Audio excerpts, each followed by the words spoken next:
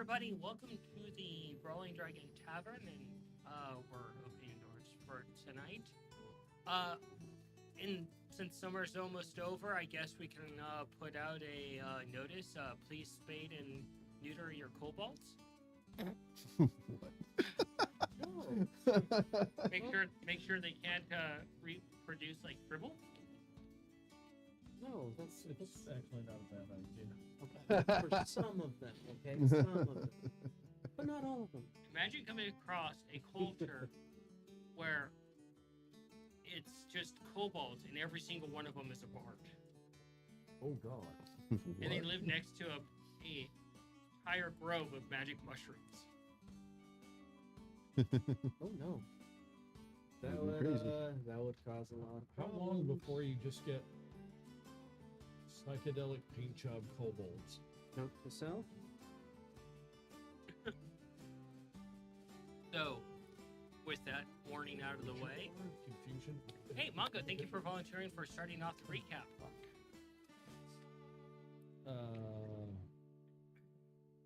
Well, some shit happened.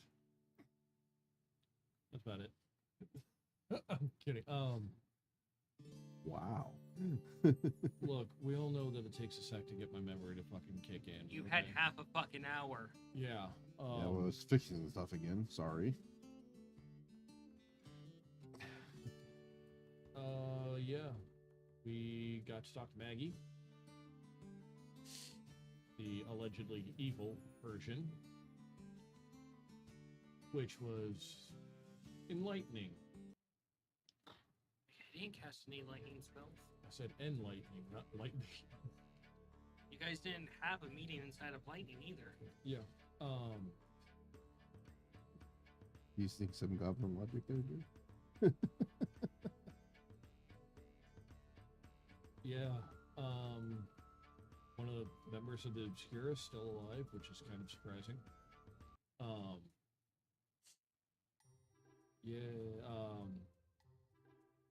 Eventually, because I think my first introduction to the man was being bound and gagged to a chair and him walking across the table, adjusting his name tag and dusting himself off.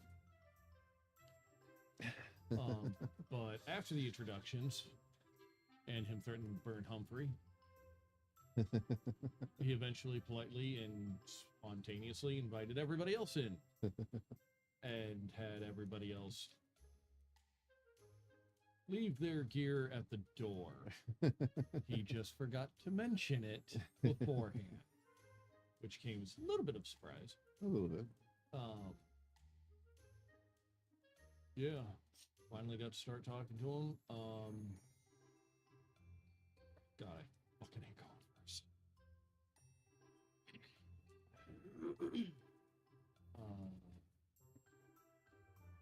Liking him so much here. Yeah, I found out one of the many interesting things was that he had no idea that manga was unbound. I mean, perhaps they had a bit different terminology for it back then. I mean, it's been a while. Yeah.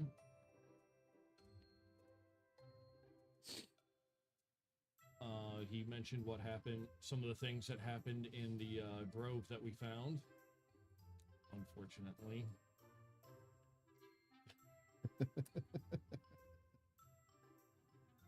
He kind of made an offer to the group of,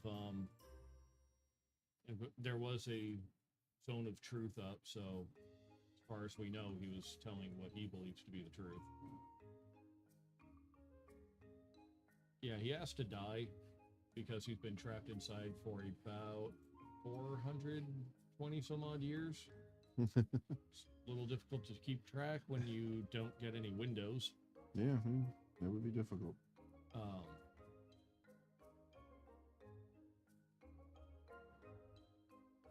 And yeah, nobody promised to kill him, but nobody said they weren't going to either. Yeah, Nikolai did. So, Mongo's going to listen to everybody else's counsel because, quite frankly, he doesn't know what fucking else to do. What do I do? Yeah. got to kind of give his firsthand account of how he saw each member of the Obscura, how he saw Hobart and Cayenne's mom, and certain things about her lineage that she didn't know beforehand. Also, certain things about Scav's lineage and his father's previous profession, and his personal feelings towards his mother.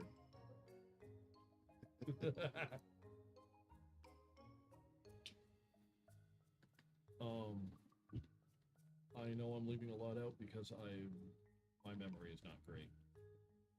All right, Scav. Ow.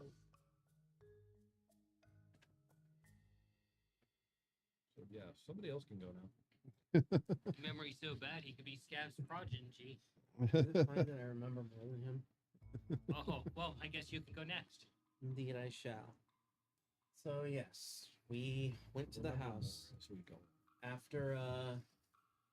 after Mongo was snatched away into it. We decided to wait a little bit, give it some time, before we were whisked away into the house as well, where it was then found out that using a little bit of aura as well as some actual magic there with Zone of Truth, found out that this Maggie is not exactly evil, just extremely chaotic. And as far as we are Fucking aware, stir crazy. as far as we are aware, he was telling the truth the entire time.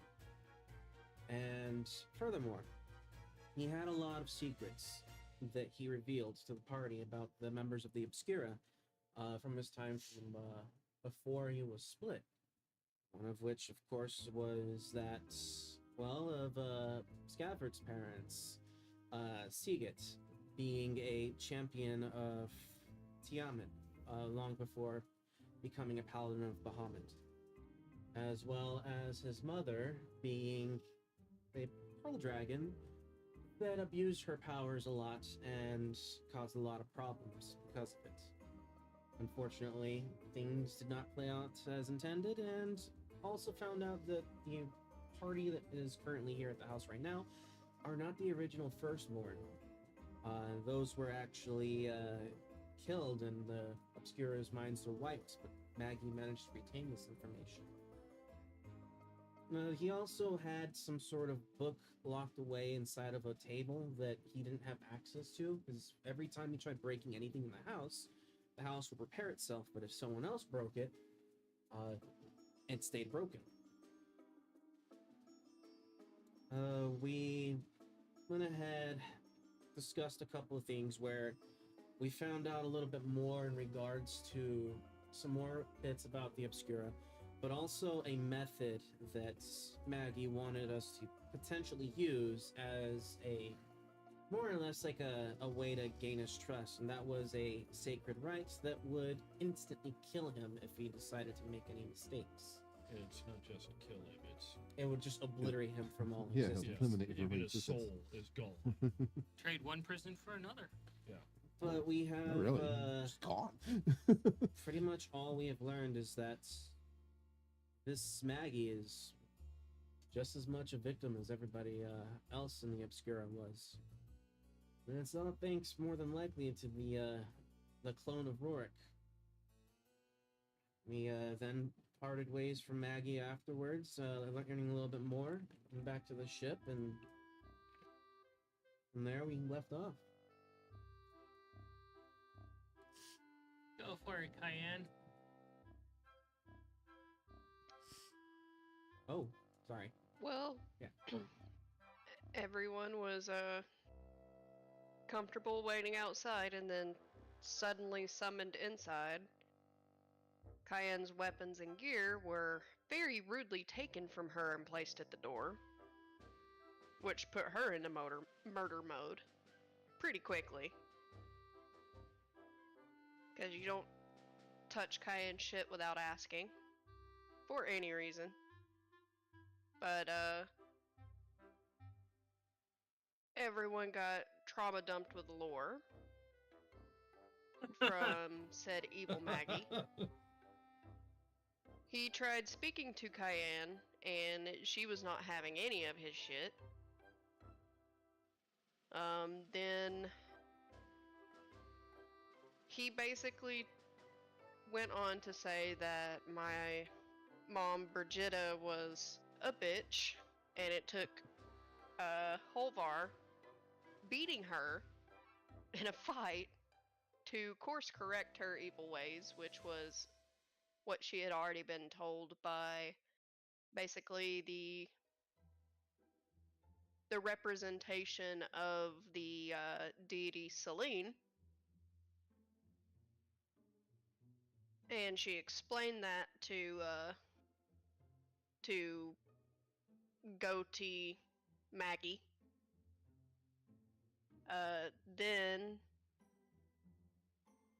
she was summoned into a private space to where no one else could hear, and was told that essentially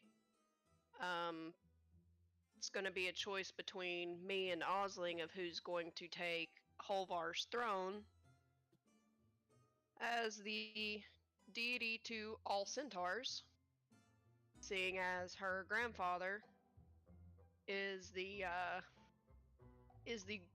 basically the all-father and deity to all giants, which came as a shock to the whole party, as they didn't know and Cayenne did from rumors. Found out the creation of Holvar was basically the deity of all giants having fun with basically the cosmos, which was a unicorn. So Holvar was created, and then it was found out that Holvar, instead of doing his duties as a god, he essentially shunned all prayers and asks for mercy from essentially a dwarven subrace of centaurs. And Interjecting here, essentially, you have suspicions about a certain character that hasn't been mentioned yet that might actually be one of those. mm-hmm. Seeing as Anyway, I worked carry for on. her, Yeah. seeing as I worked for her for a while, I was like, huh. If they're supposedly all extinct, then there's potentially still survivors of this. But essentially, the race is thought to be extinct due to them being wiped out by the Dwarven Empire.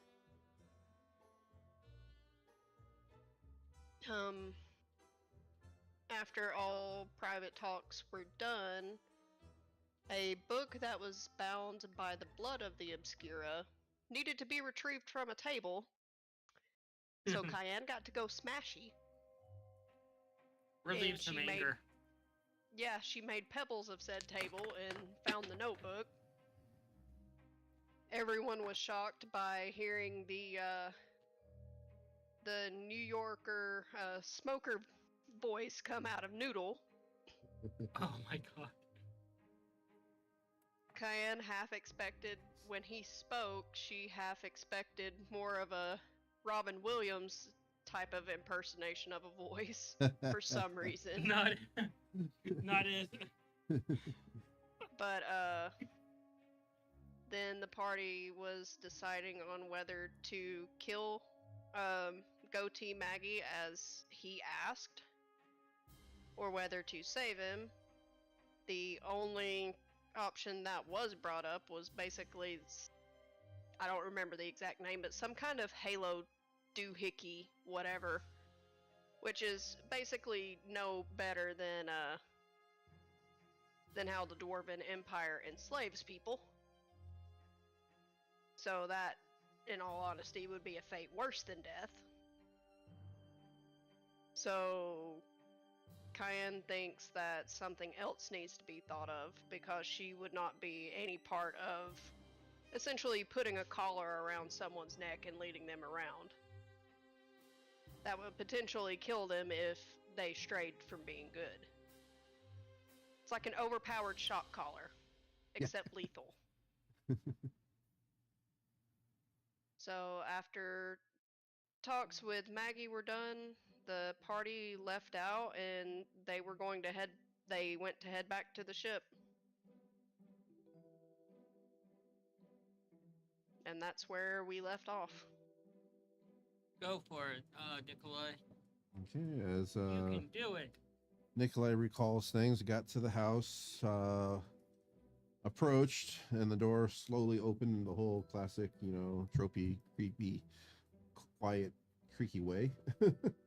Mongo stepped forward, not breaking the threshold, peered in a little bit, asked if anyone was present, and then suddenly got vanished into the door, and the door closed.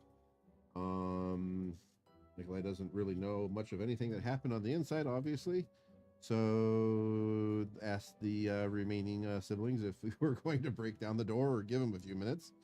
Decision was made to give them a few minutes, and before the timer started ticking too far in Nikolai's mind, they were all brought into the house by some magical means.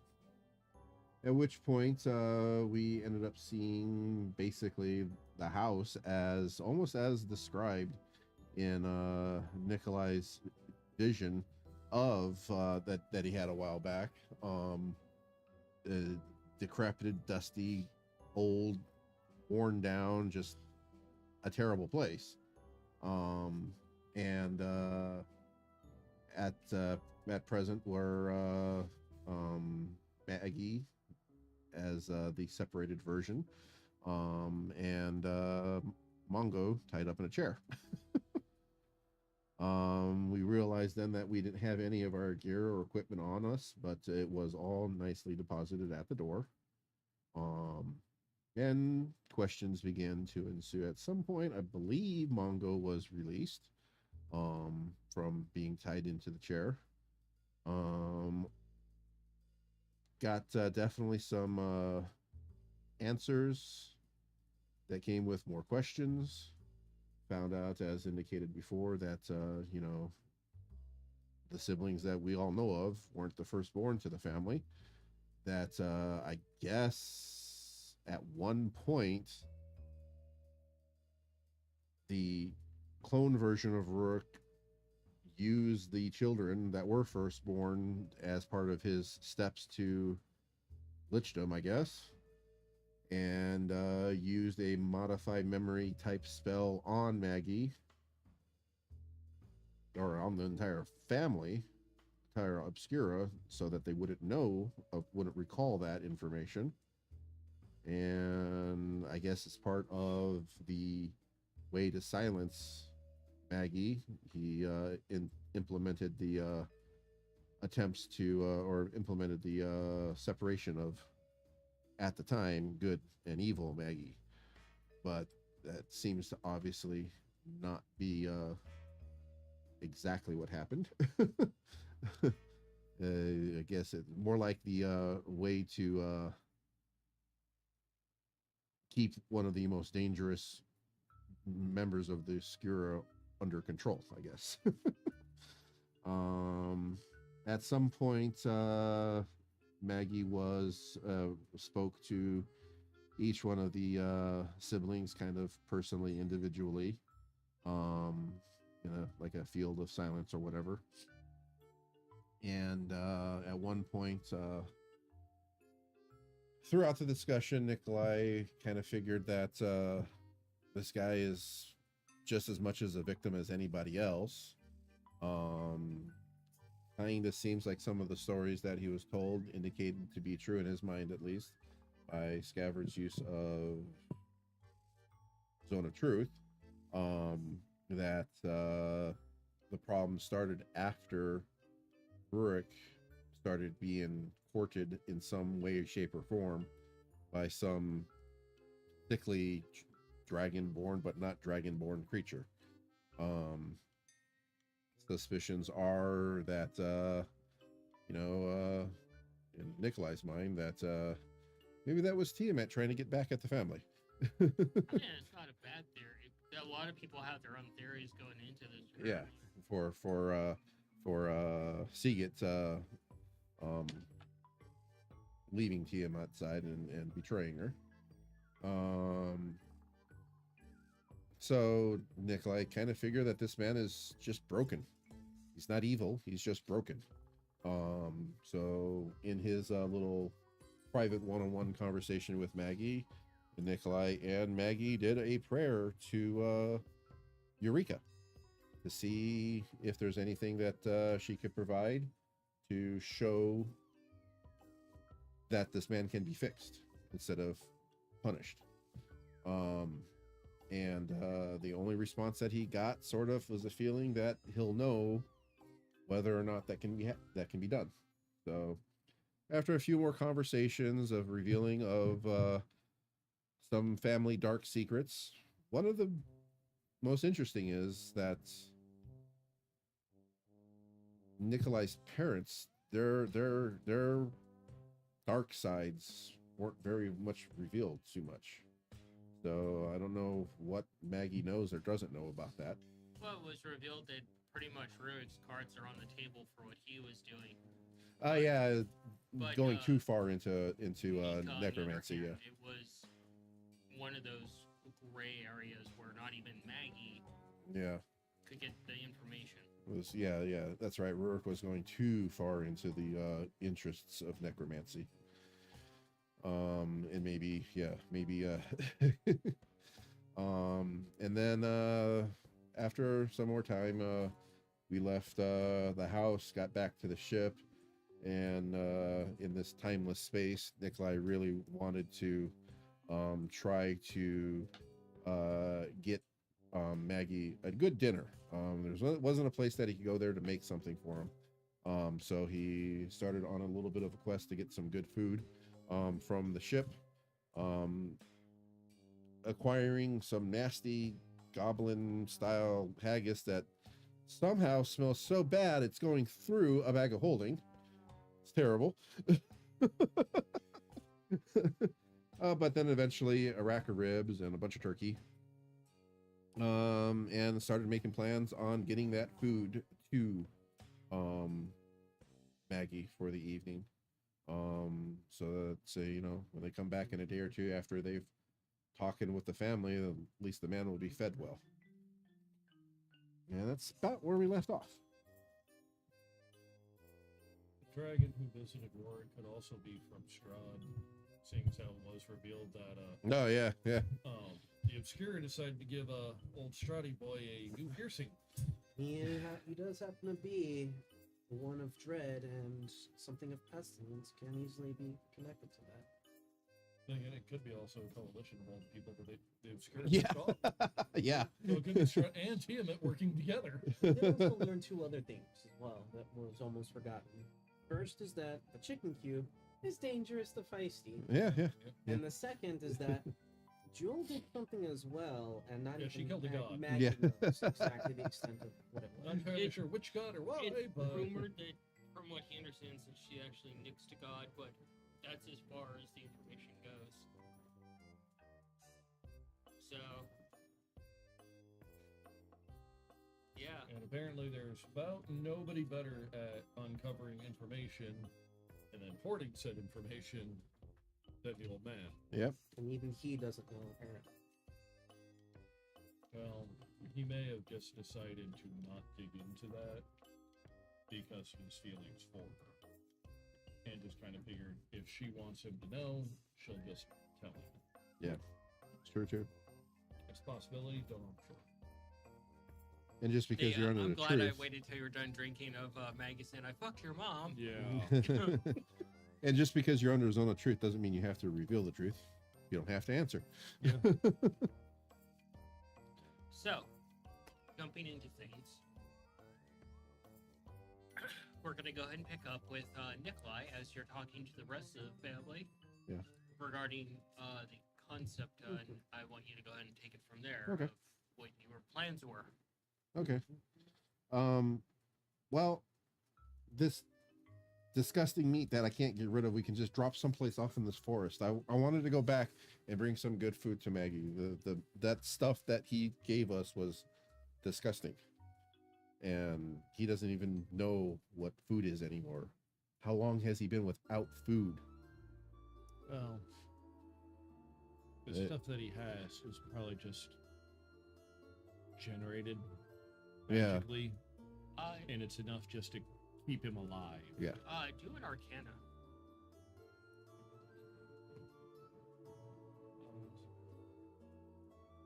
22. Mongo, based off of what you know of spells and these kind of enchantments, that this was probably created in conjunction of primarily of Nikolai's father, Rurik.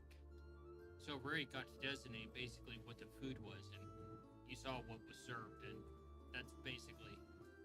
Yeah. Rurik doesn't seem to like Maggie very much. Well, mustache Rurik. Well, that's me sharing. Oh, yeah. He hasn't shared that with the group. Like, yeah, I think he suffered enough. I agree. No.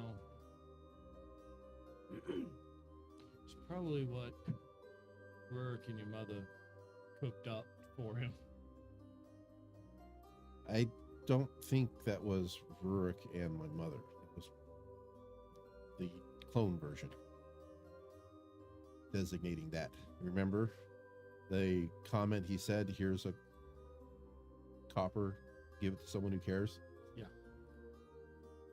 I mean, some of the stories that he told about him and my father weren't adversarial up until that one thing.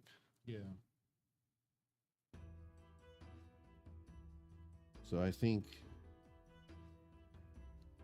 placating, pacifying your father was part of clone Rurik's first actions. If I may, can I perform the vibe check on him?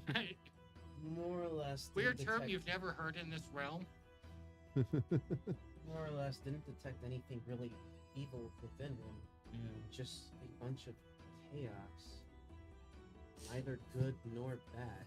Just being really broken. Yeah. I don't Yeah, think no, he's... I've got a couple of ideas on that one. Something Prof. Humphrey said, fucking bothering me. What was that? After the magical abomination event, Separation. yeah, I'm gonna keep calling it fucking spell. No, it was definitely an abomination and never should have been performed. After the big bad spell, when the two got separated, the one who's locked up seems to act almost like the original. Yeah. A bit more loose and clearly hurt. But the other one, the goody two-shoes version, Yeah. from what Humphrey was saying, he was extremely quiet. Like, all the time.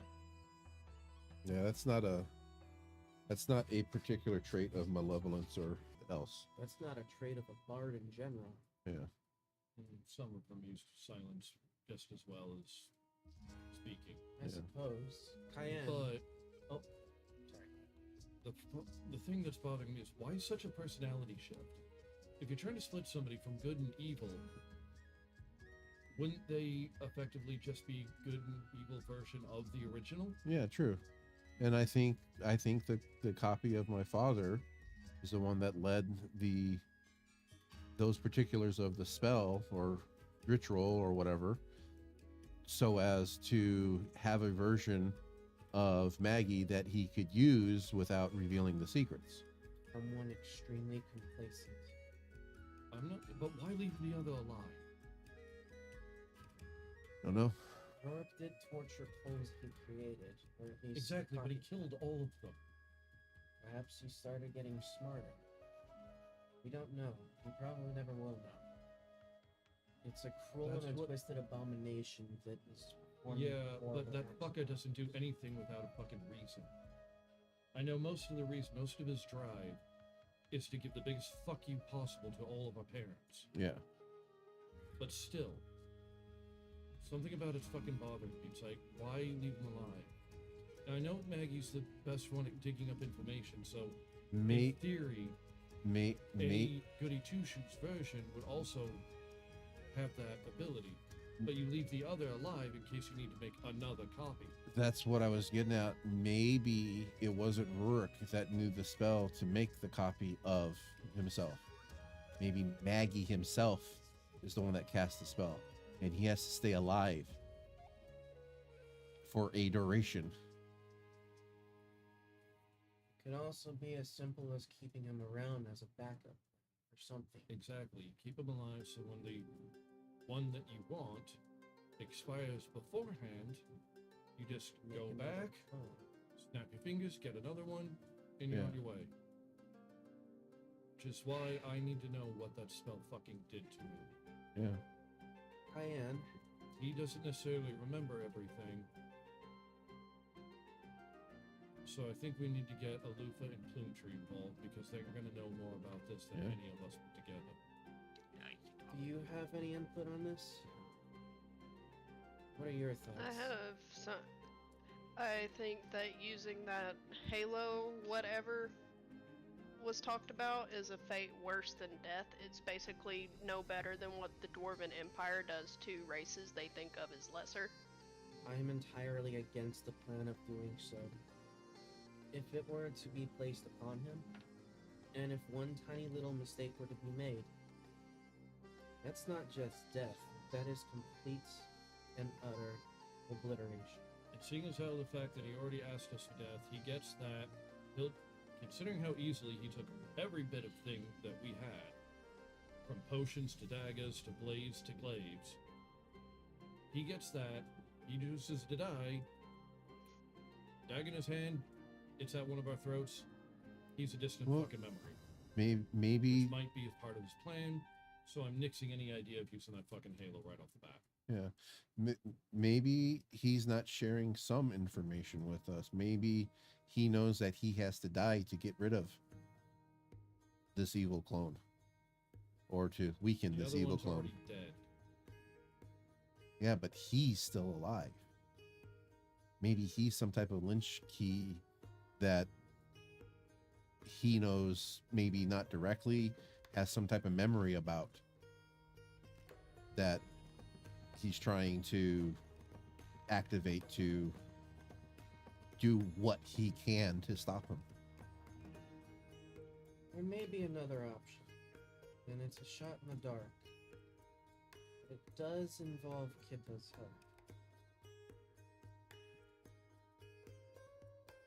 You cannot share this with anyone. Kippa may not exactly be. Let me look around for a moment, make sure no one's around. Okay. We should be in.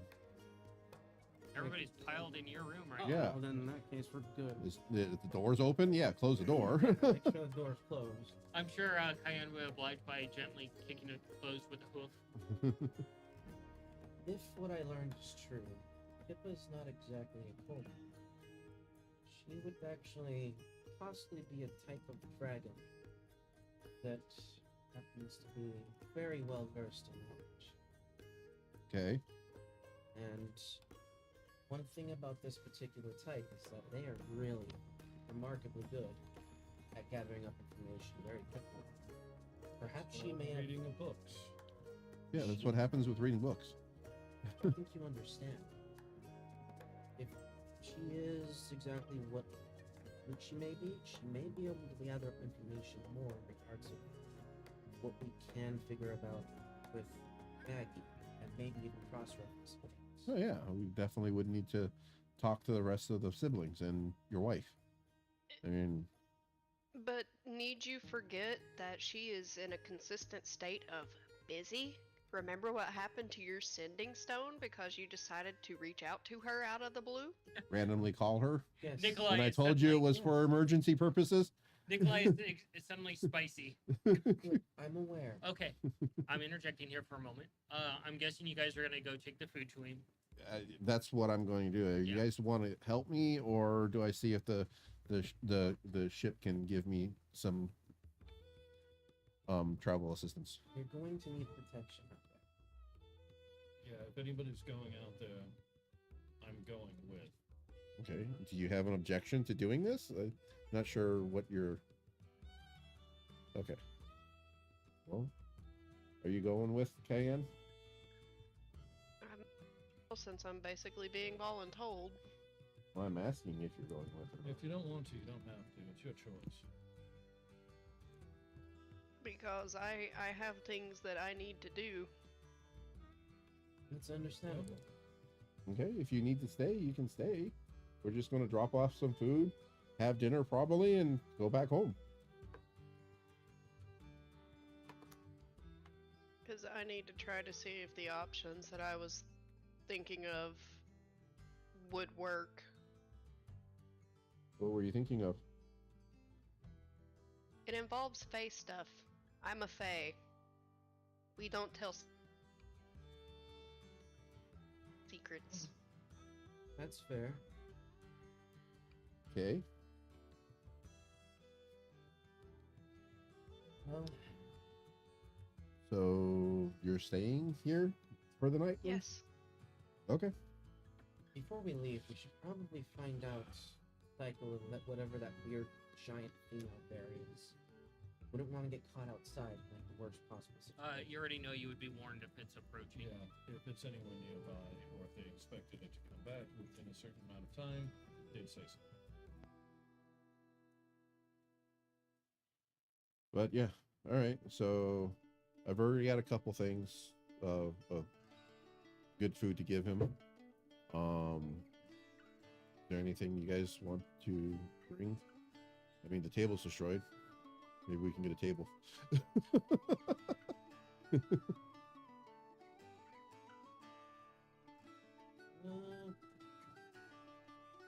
I'll give him my mess kit so he actually has some clean stuff to work on.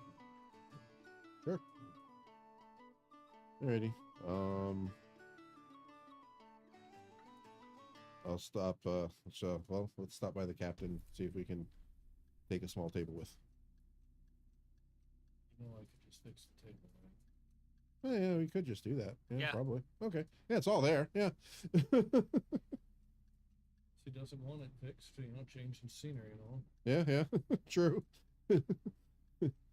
Alrighty. So I guess we'll just head out. Plus, I assume he could probably also fix it if he wanted it. True. Hi, Steve.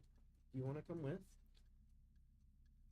You see Feisty curled up in a blanket that you haven't seen before, really. Neither have you, Mongo, and you're not familiar with it either.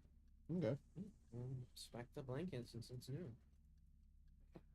Cayenne, you know exactly which blanket this is. As Scaver goes over to start investigating it, because Feisty's curled up in it.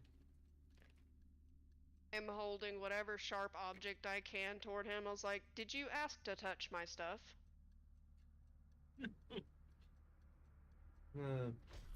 Place my finger on it and gently move it away. Not aware. This is my room. I'm just curious as to what's new in here. Yeah, Feisty's been dragging around this blanket, Cayenne, in her kitten form, like a cat drags around a sock between its legs. That is fine. Considering I've been wearing this blanket the entire time of our travels before I covered Feisty in it when she was injured and no one said a thing. You've technically seen it. Try and put two and two together. It's like, oh. It's like trying to connect like a video game where you're trying to connect 2 points and you just keep missing the button connection. I'm like, huh. Okay. Well, good luck on whatever it is you need to do, Cayenne. I had a thought of what might potentially work, and I will let y'all in on it, but I need to at least contact Alufa by myself to be able to get some answers. Essentially, we might be able to make a Fey contract. That could work. You don't even need to roll for this. You've heard of those, and you're like, oh, Before we even start entertaining that idea, those usually have a bunch of hidden clauses, agendas, and addendums that. that's why she wants to talk to Alufa. Well, do we suspect that Alufa and Cayenne are going to be doing malevolent things in this contract? Depending on who the contract is with. Cayenne said she needs to just talk to Alufa. Yeah. That's why I want to talk to Before Alufa anything to gets see if she signed. has better information on who would be the best person to contact about it, All right. or if she would be able to make a contract herself. Makes sense. Those have some powerful blood ties, right? Yeah. Because if I'm remembering right, when we were in Casil, there was a Fae that was within the court when we've been to meetings before. Yeah. So it might be potential that there wouldn't be any hidden trickeries. Yeah. But I think it would be best to talk to Alufa about it first before trying my luck with the house. Okay. Makes sense.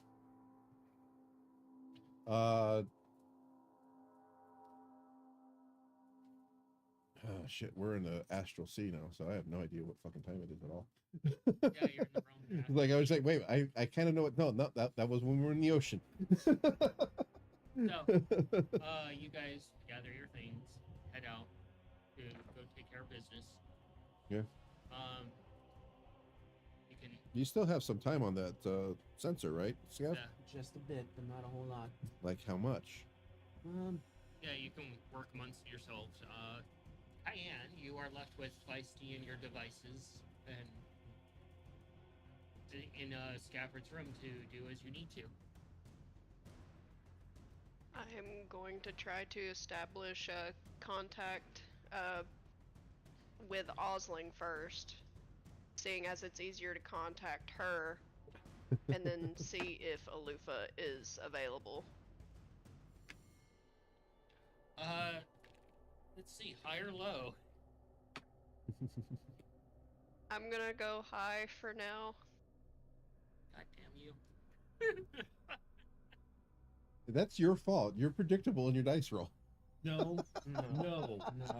There have been plenty of times we've actually That gotten is- high or low, and we've all gone, hey, let's go high, and it turns out it's fucking low. Yes, Yeah, I understand It's very this. fucking random. It's not that random. You hear a very groggy Osling. She's saying, stop who's raising the dead? I'm sorry, Osling. Did I wake you? I'm okay. I'm awake now. You hear her knock something over, and she's like, "Oh, okay. I'm definitely awake now. Melon's special black brew. Oh. Oh, I think I would rather eat death over that." So things have been fun out here, and now things have taken a turn to where I might need Alufa's help with Fae things. Oh, one moment, and you hear her nudge someone in the ear. Go back to sleep. A messaging stone for you. And Alufa takes it. Who speaks to the almighty me? Nikolai, if Cayenne. that's you. Oh, Cayenne. Wow. Jeez. How are you doing? I have found out more information on the lineage of me and Osling. That is a lot on one's shoulders. I know But the message stone is limited. I'm sure you can tell us all that when you get back. I'm really eager to know. I will tell you this ahead of time when we are back and in person. Me, you, and Osling are all going to need the strongest drinks that we can find because this is a lot. You hear them talking back and forth. You hear Olufa. What in the nine hells is this? Are you trying to make me forget things again? No, it's just this is a lot of heavy unpacking, and you may want to be ready for it. Oh no, it's whatever she just gave me to drink. Oh, It looks like the weird oil that Nikolai uses for his machines, and it tastes absolutely atrocious. it's apparently Millam's wake up juice Oh, God. that she has given to Nikolai before, and he should never have anything with what is known as caffeine. Is that what this nightmare fuel is? Oh, Yes. black coffee. No, this is espresso.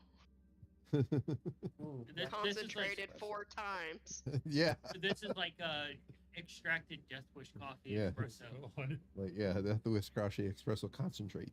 You're gonna feel it burn in your stomach. It's gonna burn all the way down and out. Dude, it's Ooh. gonna come out like a fucking striking wolf. Just as black. Ugh. What's Simon's drink? Shit. So, what do you need, dear? Well, all I will say without giving too much information is that, well, Mongo's dad is alive, more or less, in a form. Oh, And well, we need to figure out how to do potentially a Fey contract that's without any kind of hidden like prices or trickeries. As we're very familiar with your consort, the information broker, he misses you, by the way. I miss him too. We can have someone probably over there. It's moon past midnight eve. Oh, that's late. That's midnight. It's about 3 a.m. We can have someone probably. Do me a favor. Nick yourself and touch the messaging stone with some blood, so we know where to send the person. I think we can have someone there within an hour or two. Dope. Don't worry, we'll handle the fees over here. I'm sure Nikolai Essentially, has spent all the money, or Mongo has spent all the money on scrolls. it costs a lot of money to get to the astral plane. We'll get a hold of the captain as well and handle financing. But we'll have someone there within a couple of hours that can help you with this. The details that I would like to let you know is that essentially the contract has to be made in such a way to where someone does not revert to evil ways. Okay. I think we can But- come up with something. Repeat that. I think we can come up with something. I I will take the simple dagger that I have and prick my finger and touch the sending stone. The stone like ripples a little bit. She's like, "Okay, we'll send someone along the way. We're really looking forward to this meeting. We have a lot of things to discuss as well once you are all back." I've got a lot of things to discuss with you and Osling for sure. Kip has been very busy with some things. I have an inkling of what those some things are Oh, outside of royal business. oh, we've been taking bets. We don't think you have any idea what kind of mess is going on back here. Oh, also, the goblins seem to have taken a liking to Osling. They refer to as moody Cayenne.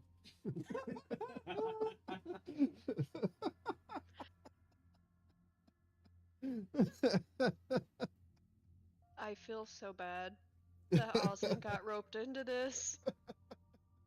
They also seem to be taking on a. It's a lot. It's a lot. They essentially have a religious study period where they study the gods, and the Cayenne is one of them.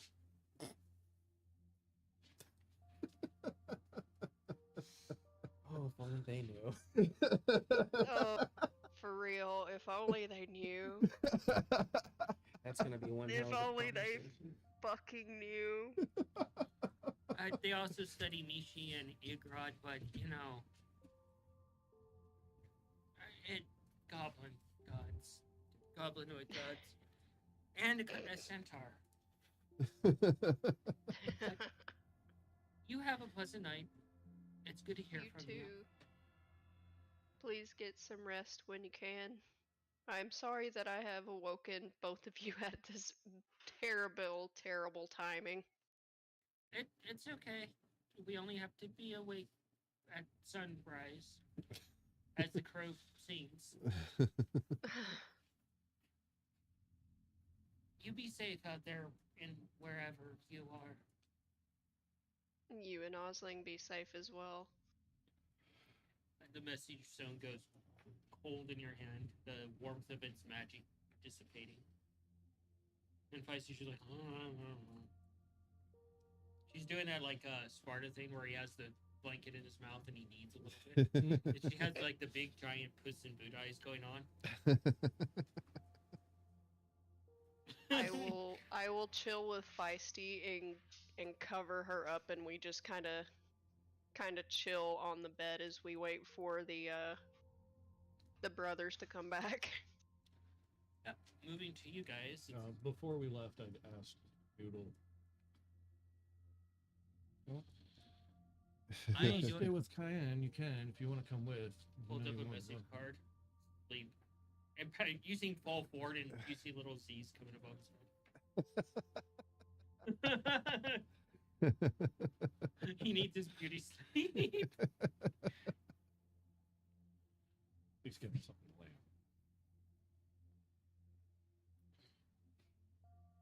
So, you guys head out. Yeah. So, like, how much time do you have on that sensor? How much do I have left? I knew that was coming. It's like you expect him to fucking know. You kind of figured you told him already. No, Oh. I've been waiting 4 hours. for 4 just hours. enough to get there and back. But it doesn't take 2 hours to get there. By his math, yeah. It's literally just a Oh, few yeah, hundred it's not yards that far away. We have plenty of time. If you really want to get there fast, you can hop on Spare and say go. Could do that. No, she'll go. We can just walk a few hundred yards there, brother. Yeah, we have Yeah, we time. don't need to overcomplicate We have shit. It's time, and complicated honestly, enough. I don't think we'll have to burn it unless like an absolute emergency. Yeah, probably not. As you're walking down the hall, one of the crewmen is like, it's nighttime, so it's recommended. Never mind, you'll figure it out. What? Stop, turn around. Is it What? nighttime on the ship or is it nighttime out there? This goblinoid is like a hobgoblin. It's night out there, so the spirit's a bit more crabby. Get a little So more there rowdy is at a night. difference in day and night out here?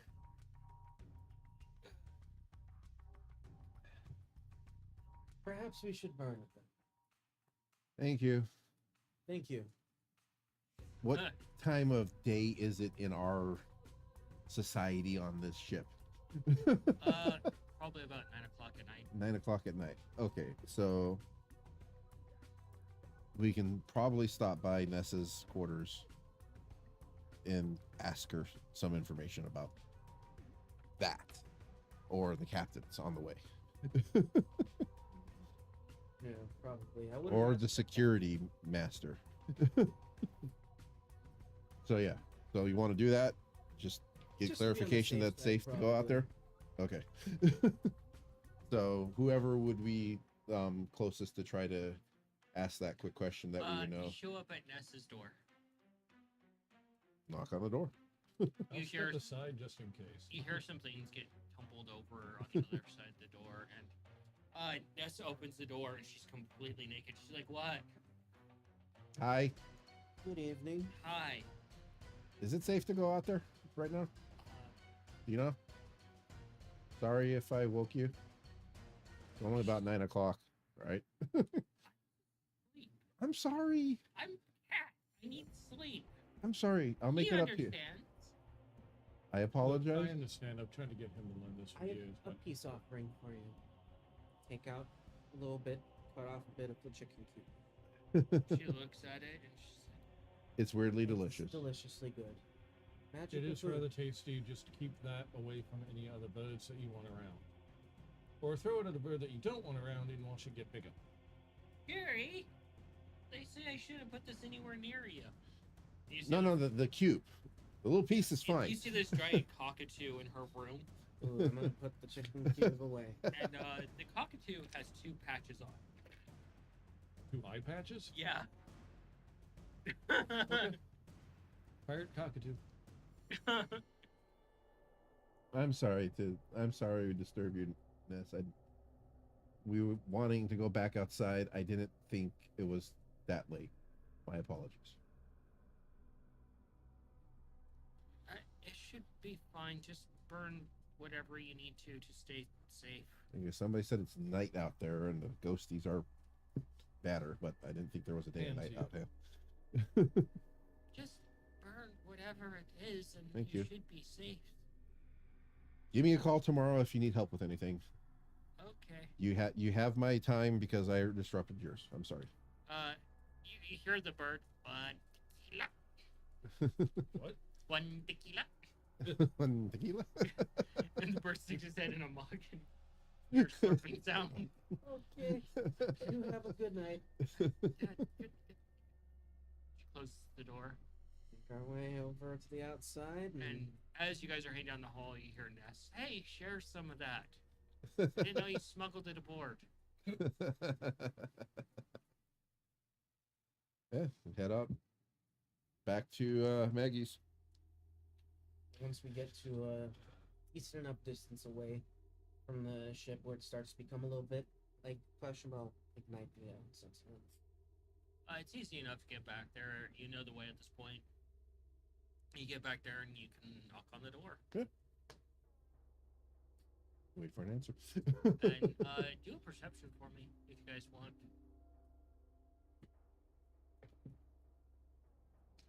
Oh no. That was a natural 1. 22? 22. Perception, you said? 23. You two start looking around and you see that the scarecrows have moved themselves. They seem a bit more lively at this point at night, and you see Scav walking towards the tall grass that's surrounding it where the scarecrows are. Gav, how you doing? And as you're about to like step into it, you can see that the grass itself is almost like razor wire. Oh. Okay, back away from it. Like, why are you going into the grass? The house is over there. I got distracted by something. Sorry. Be careful with the grass. Yes, Kev. Yes, Kev. Look, Marco, like, look. That grass, it's like razor sharp. And as he's like talking to you guys, pointing this out, you can see the grass like sway some, and something you can hear something moving in it that seems to be drawing closer. He's oblivious to it. Let's back away, man. I don't know what's I'm in there. still backing away. To, yeah, we go back to them. Go back on the Keep my trail. eyes on the grass, but I take a step back. And you can just see the grass dissipate back to its calmness as he moves away from it. Good to know. The heck were you thinking? That's the thing. Everything. Thinking about everything. Really? Or were you thinking about nothing? Did your mind go blank? No, there's a lot on my mind right now, little brother. Let's Just because I'm shorter than you doesn't mean I'm the little brother. Well, from his point of view, I think he's going more off of size, not age. Are you sure? When it comes to him, fuck no. I'm actually like You're older. like a year or two younger. than him. The door opens and Maggie's standing there. And he's like, "Hi, We you're kind of back." yes, because we don't know how long we're going to be gone before we can come back again. Wanted to bring you some food. I see. Taking out to your parents, just leaving. Got it. No, we're not just leaving. That's He why just I starts came back. walking down the hall back to the main area. Can we come Back in? to the matter is there's quite a bit of information that we don't have. We're trying to acquire it before making any sort of decision. Something like what you've asked us to do. Kind of want to make the most informed decision possible. Avoiding mistakes. Because according to some of your stories, his mother motioning over to Scav didn't allow the Obscure to make any mistakes. So we've learned that we need to be careful to not make mistakes. We don't want to do the same things that they've done. It's easy enough for you guys to follow him in. He goes and sits down on the floor with a plate of that really dire-looking gray slop. Is the table back in shape? Maggie, would you like to have dinner with us for the night? He's like, I wouldn't say no. I mean, I haven't had dinner except for with them for a while. You have objections to Mongo and I fixing the table? No, I mean, you can do as you please. I'm a prisoner. We don't Please, want to man. disrupt. Have a seat. Start So- fixing the table. Yeah, start working on working on the table. Fuck it. I'll try to do it all in one shot. I'll help him. We're at the I'll third help him. level. Performance too. Show your dad that your And I'll help him. yeah, so you have advantage. Pull aside a chair for him and start taking out the mess kit. Put things out, plates and such. Arcana than performance? Because I'm not trying to show off much. just trying to It's more like that, show up. trying to show off without trying to show off. Trying to show up. Yeah. So Arcana is... You have advantage. Oh, right. Not used to that. Well, unless you don't want Yeah, I'll Nikolai take to the help first you. one.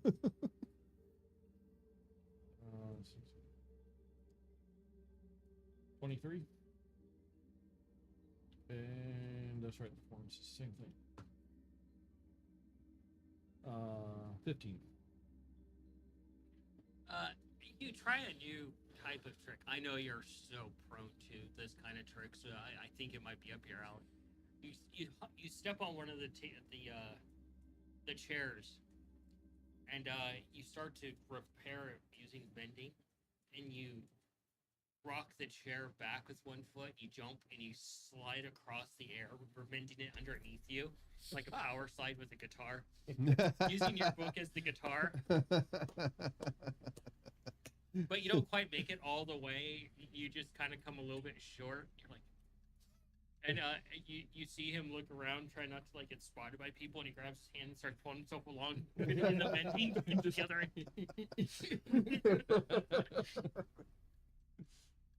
Is that on brand for you enough? Yeah, that'd be about it. So, Maggie, do you like beer or wine?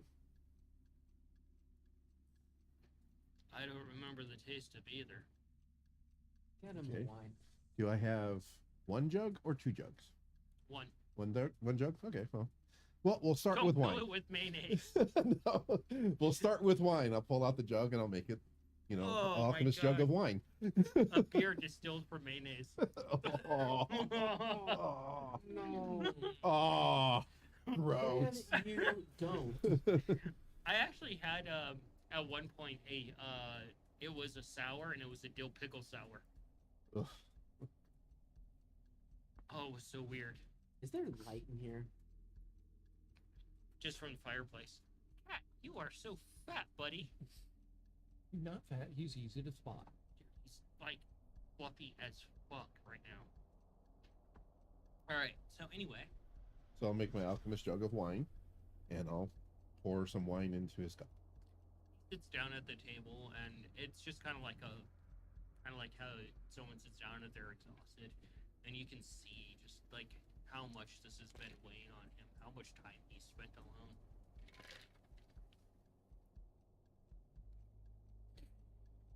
And then start and just dish up some of the turkey and the ribs. I have some cheeses. Give us some cheese too.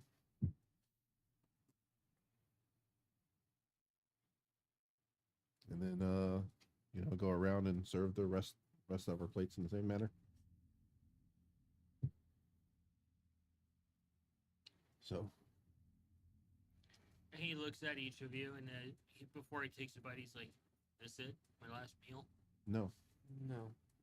As I stated outside, no decision's been made due to a lack of information. This is us trying to right wrongs. You did not deserve what happened to you. You have not told us anything to indicate that you are any less a victim than any of us.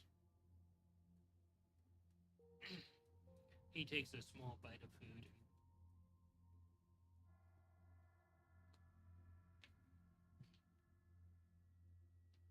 I'll go ahead and eat as well. Yeah. Just try to engage in conversation.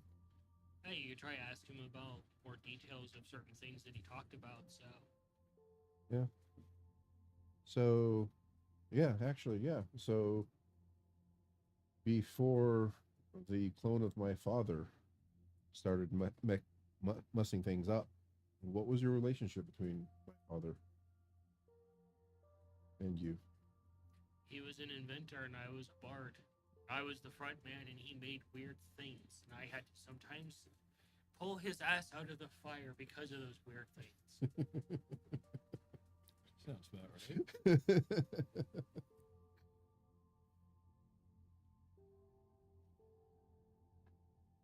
And share stories about some of the things me and Mongo have done, like our first adventure. They'll tell him about you flying into the fucking paint can, aren't you, motherfucker? He's like, he looks over at you guys. He's like, Ruik's worst enemy was buckets.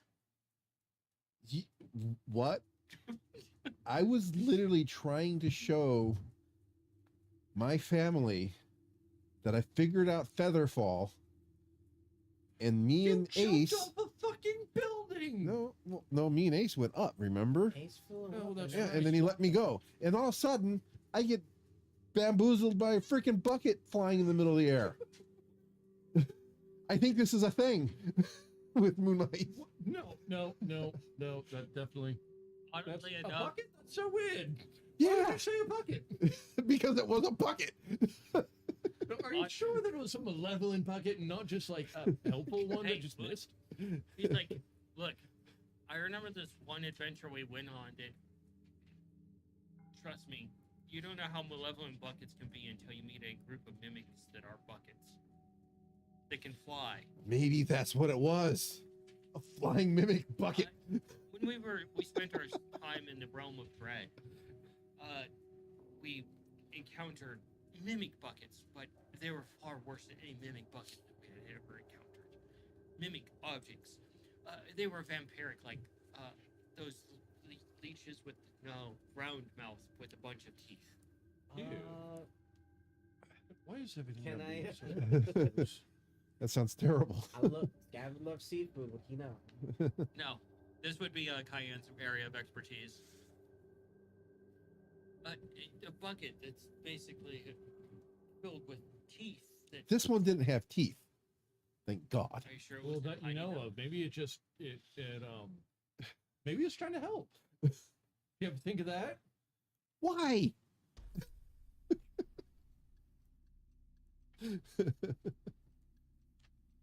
And then share the story about the time that we raided the encampment and crawling through all kinds of muck. Dealing with the giant undead. I'll share the story of Smiley before I became a paladin. Actually, more of a Cayenne story. Yeah. It's treading on hollow ground there, bud, with Cayenne.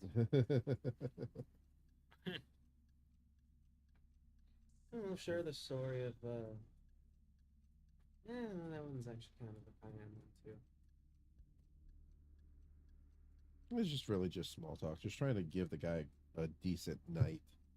Let him try to and He looks at you guys and he's like, I have a question okay. for you. It's a curiosity of mine since I've been gone for so long. So the dragonborn that your father became infatuated with, Yeah. Well, I wanted to stay away from those questions right now. he just Ask away. he seemed we can never figure out what his motive was. Mm-hmm. And I'm wondering if he has any sort of legacy left behind, or your father, that is in regards to that outside of, I'm guessing you're going through some current issues, because obviously we all died. Whatever. As far as we know, everybody is gone. He was often wearing a gray Almost. cloak with a red stripe. Motherfucking. A gray cloak with a red stripe. After a while, your father began wearing a similar cloak. We're Again, very. my father or his copy? When do you think he made a copy of himself? It's hard to tell with someone that became that reclusive. Your father used to share inventions constantly at the table to the ire of the centaurs. I know the feeling. Boy, does that sound fucking. And eventually he found a middle ground on sharing his inventions with them, understanding their point of view on things. But after this individual came around, he became more reclusive with his discoveries, his abilities. We are intimately familiar with those types bearing that specific visage of a Not really. We haven't come across a live one. We're aware of them. Slightly more one that did fresher came than back we to life, originally. though. We did fight one recently. Ah. That was not a fun endeavor at all. So his legacy is still around. Yes. Yeah, I've been trying to start a new page. He takes a drink of the. Do you like the wine? He's like, different than what I'm used to drinking, and he points over to the. There's ironically, a bucket in the corner, and it's just filled with like this murky, like swamp water that he's basically forced to drink because that's the only thing that's there to drink. Yeah. Well, let me know if you want to try beer. Could change it for you. So yeah, he's basically stuck eating gray mush and swamp water. You like the food? It's better than what I've been eating. I got to a point where I got so desperate I started ripping my own flesh off, but the enchantments on this place won't let me eat myself to death. He's like, you should probably go before it gets any later. The things tend to come alive here and pick me apart before the morning as a reminder of my place. I don't think you want to stick around and watch that. One last These things, pointing at the things that he's made. He's like, no, not them. They don't. They only say verbal things. There's other things that were left here that basically, leave me in tattered pieces like a rag doll, and then I'm just mended back together. And I'm used to it at this point. It's a morning ritual of being murdered and put back together constantly, every day. Or look at the two. Are we going to let this happen again? We don't have a choice. Perhaps I may be able to help. What are you? What There's can only you do? two ways out of this situation for me.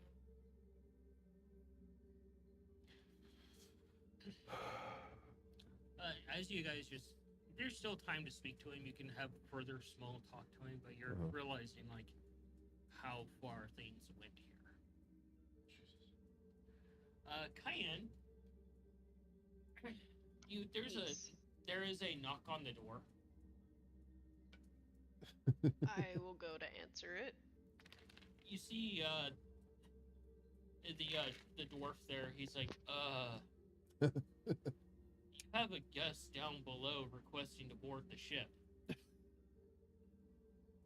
Oh, thank you. It must be in regards to what I had asked for earlier.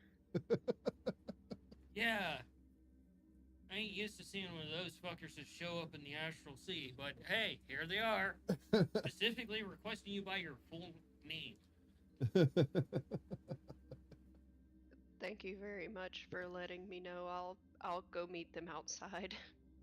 Alright. He says he pulls out a message stone. He's like, alright, don't have to kill him. Also, by the way, if you need my help with anything, later on, just please let me know.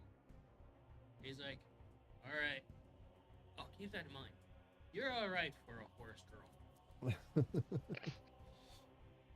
And he heads off in the opposite direction. And Feisty's passed out, and you can see like a little drool puddle from where she fell asleep. I'm gonna tuck her in all comfy with the blanket. Easy enough to do. And Noodle's passed out there too, and Ace is sprawled out. Would have brought Ace with. Oh, you did? Yeah. Okay.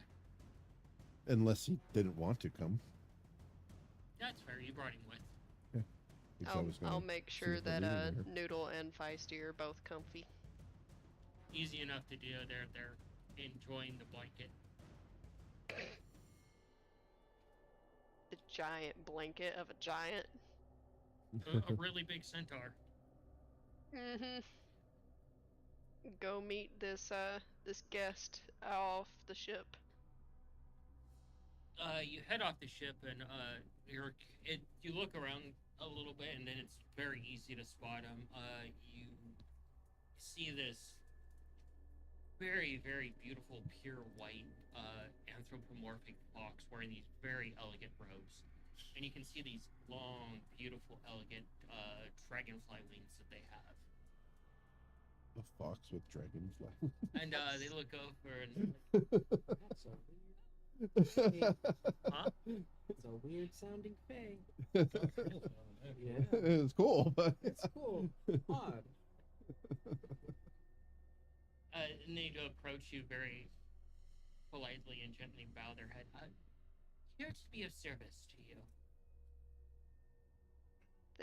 Thank you for accepting my invitation. It is my pleasure. Lumion and your colleagues contacted us in regards to a contract of importance. Yes. It would be in regards to a gentleman who would be in this house. And as you they ask you for a moment. They reach up and they gently boop you on the nose, and you can see unfolding around you like planes of glass that's distorting the world around you as they make a barrier where the rest of the world can't see them. You can see the people walking around kind of freeze in place, almost like statues. Ah, privacy. And oh, table. And they snap their fingers and the glass table appears with quill and ink on it. So, regards to a certain gentleman, and they begin writing in what looks to be royal court Sylvan.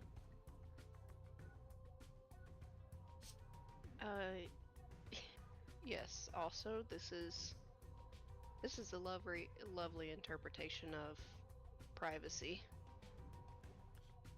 Absolute privacy. We are simply misstepped out of time for the moment being.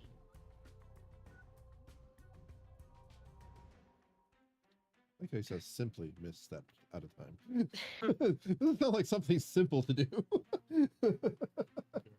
Oh, yeah. Essentially,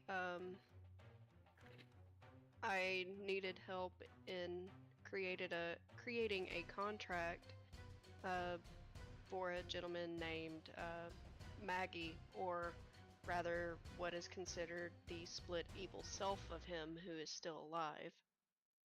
Um, our original thought was to use some kind of halo to basically sway him from doing any sort of evil or misdoings toward people, but the end result, if he did so, would essentially obliterate him from existence. I wanted to avoid that happening, but I want to essentially have some sort of contract to where he wouldn't be swayed to be evil or bad to anyone for any reason without it full on obliterating him. Well, there is a solution to that. They reach in their jacket and they're kind of looking around something, and they pull out a few cards and they examine them.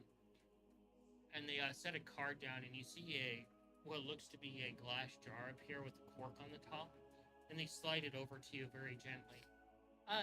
This would be a binding contract with this jar. So, if they were to break any clause within this contract, they would simply appear within this jar as a permanent prison. Or until you say the proper words, unless you forget them, and they would be released.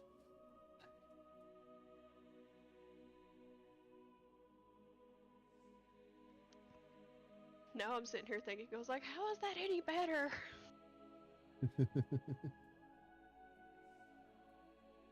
Oh, it would be Because something that you would keep on yourself, I guess, right? And you can have a conversation with, like, okay, what did you do? This would essentially give you full control over the prisoner, allowing them to still remain alive and yet control their actions as you see fit to your morality. is there an option to where they would essentially still be bound without being forced inside of a jar? I suppose I could reword the contract to do as such so that they're not put into a jar, although the jar effect is quite pleasant. I still would like them to be able to move around, but kept so close as to where they wouldn't be able to stray away essentially from me and my party. Oh, that sounds like a peculiar. Well, that's something devils deal with, not me. That's a rather peculiar spell. I don't think you're quite into that with prisoners. Let me see what I can do. As my sister was under that circumstance before, it's something that's very, very sensitive and heinous in my mind. That is understandable. And they sit down and they begin to write out this contract, and they're going through it fairly quickly and making various clauses and sections, and as they basically make this contract foolproof. So, in the end, this contract will guarantee that the subject will not be able to leave with a 40-foot radius if they do anything of the evil nature that you deem within your moral alignment. And it would be bound to your morality or those that sign this contract's morality.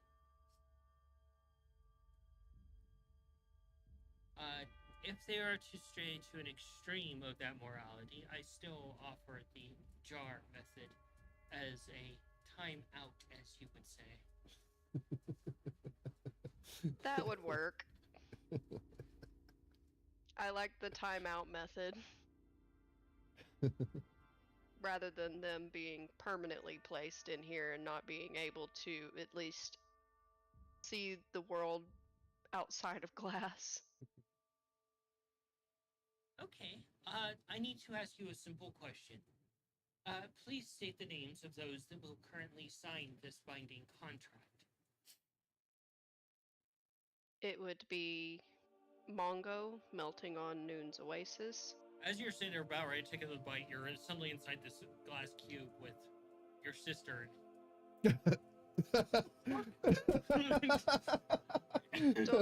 Don't freak out. Uh-oh. I have come up with a solution And you see this to very making sure Maggie's not evil. beautiful Fae fox there. The Yeah, second we get name. somebody to run some tests on him to find out if he actually is or isn't. I'm not convinced. Anyway, sorry. Leave me been introduced. Hello. I contacted Alufa to do the And Maggie's Fae like, contract. I was in the middle of What trying to put something contract? on, so- The second name would be Scabbard. As you start to use the scabbard, you appear in this room as well. What's going on? Maggie looks at you. What just happened? I And was doing the something third, very important. the third name would be Nikolai. And you appear in this room too. And Maggie is just sitting there like, oh. What's going on? This is over what I had stated earlier.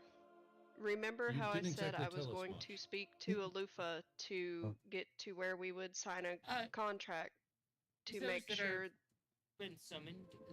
This is my doing, not hers. I needed the people present for the contract to be carried out. Yeah, I'm not signing a fucking thing until I know what's going on. I was in the middle of doing something extremely important. The Kitsune puts their hands together, and suddenly your emotions just calm instantly, like you had the best ice cream of your life. Also, like another cup of that one earlier. So, to explain what I had told y'all earlier on the ship, how I needed to contact Alufa about potentially doing a Fae contract. That's it. This is yes. Sorry. The Munchkin tabaxi with their hand raised. Yeah. What exactly is this contract about? Yeah. Okay, here, I will explain this since this is my contract. It has not been given to her yet, or you. This contract is a binding agreement between the parties present and the prisoner, is that they will be on a good morale based off of your alignments. Your morality alignments, I should say. And if they are to stray from those, they will be restricted in how far they can travel and the things they can do. If they happen to go to an extreme, they hold up like this little bottle. They're like, they will be put into timeout. They set the bottle down. So- It's not too bad. However, another question. Yes. Why is everybody else here? Thing is how Sonny and mine's father... This is I believe, simply so that you can transport said person to wherever it is needed for further evaluation. You will be able to break the contract on your own terms by simply tearing it in half, and the prisoner will reappear simply where they originated from. Oh. Well, that sounds useful. So Right, so we essentially, break the contract, he goes back into that house. And if he goes beyond what I guess the combined concept of our moral compasses go, he'll be snapped into this jar. Yes, and Madame Cayenne will be the holder of the jar, as she is the first person to do this contract. so Maggie would still be alive, just wouldn't be able to wreak any sort of havoc like they had mentioned before. That's very bad. A failsafe. Well, for So now, I we'd think it still works. be able to speak to him, and he'd be able to travel with us and see things. You have a look of concern. I do, but that's for another time. Well, I think we should bring the contract to him and see if he First, wants we have to to sign find it. out if this contract will even get him out of the house. Oh, that's easy. One sec. They've rolled their sleeves and. Okay. What kind of level of magic am I dealing with here? We have no fucking clue. Very high. Let's just say that he was once a member of the Obscura. Okay, children. I don't know who that is, but children. Yeah, he can't leave the Not house. you. And you see all these things floating around. These like almost like it looks like dancing lights, but they're not.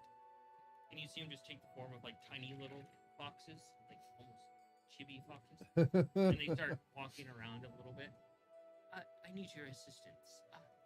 We need to amplify a spell. All of you. Which spell? A summoning spell for them to be able to understand this contract that they are to sign. Can we just bring it to him? He's just a couple hundred yards that way. No, this is my office, and they will come to me. I will not go to them. Well, we don't. This is simple. Is it safe? We don't know that he. Let me work, and if anything harm happens, it will be my responsibility. Wango? I don't want to get the man's hopes up if it turns out there's nothing we can fucking do. And if all we're gonna do is wind up sending him right back there, taking him out just to put him back? He did ask us to kill Monko. him. That's why we're doing this contract, so we can take him with us to have further evaluation by someone with higher power than us. So there's a chance he will never have to go back to that house. An extreme amount of information we don't fucking have, but nobody wants to listen, so do whatever. What is the questions you? We don't know if he's evil or not. We get him out, we don't know the extent of his abilities. He could find a way to break this contract. It's true. Do we need to amend the contract to have a paladin present? Are they possessed?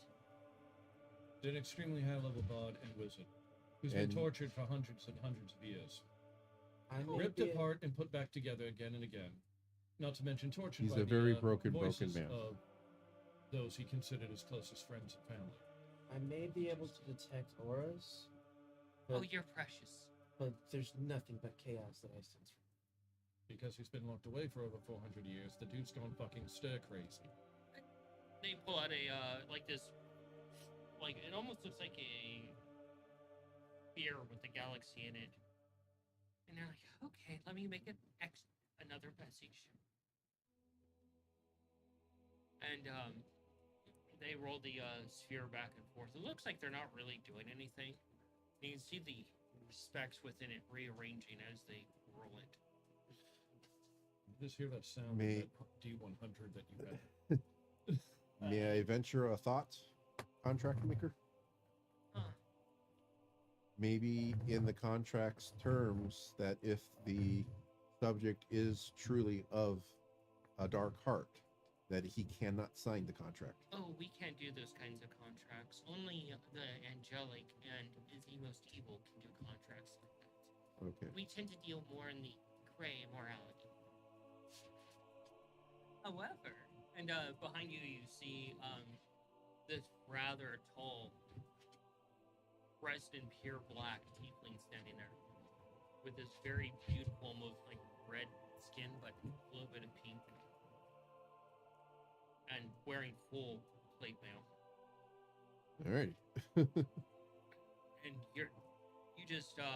you as the paladin you're just like, you can feel the internal fight of trying to basically flee the presence of this paladin.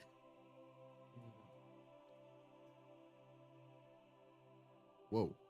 Do I recognize any symbols or anything?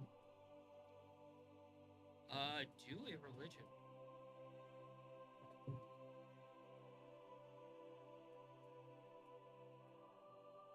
12. Scary.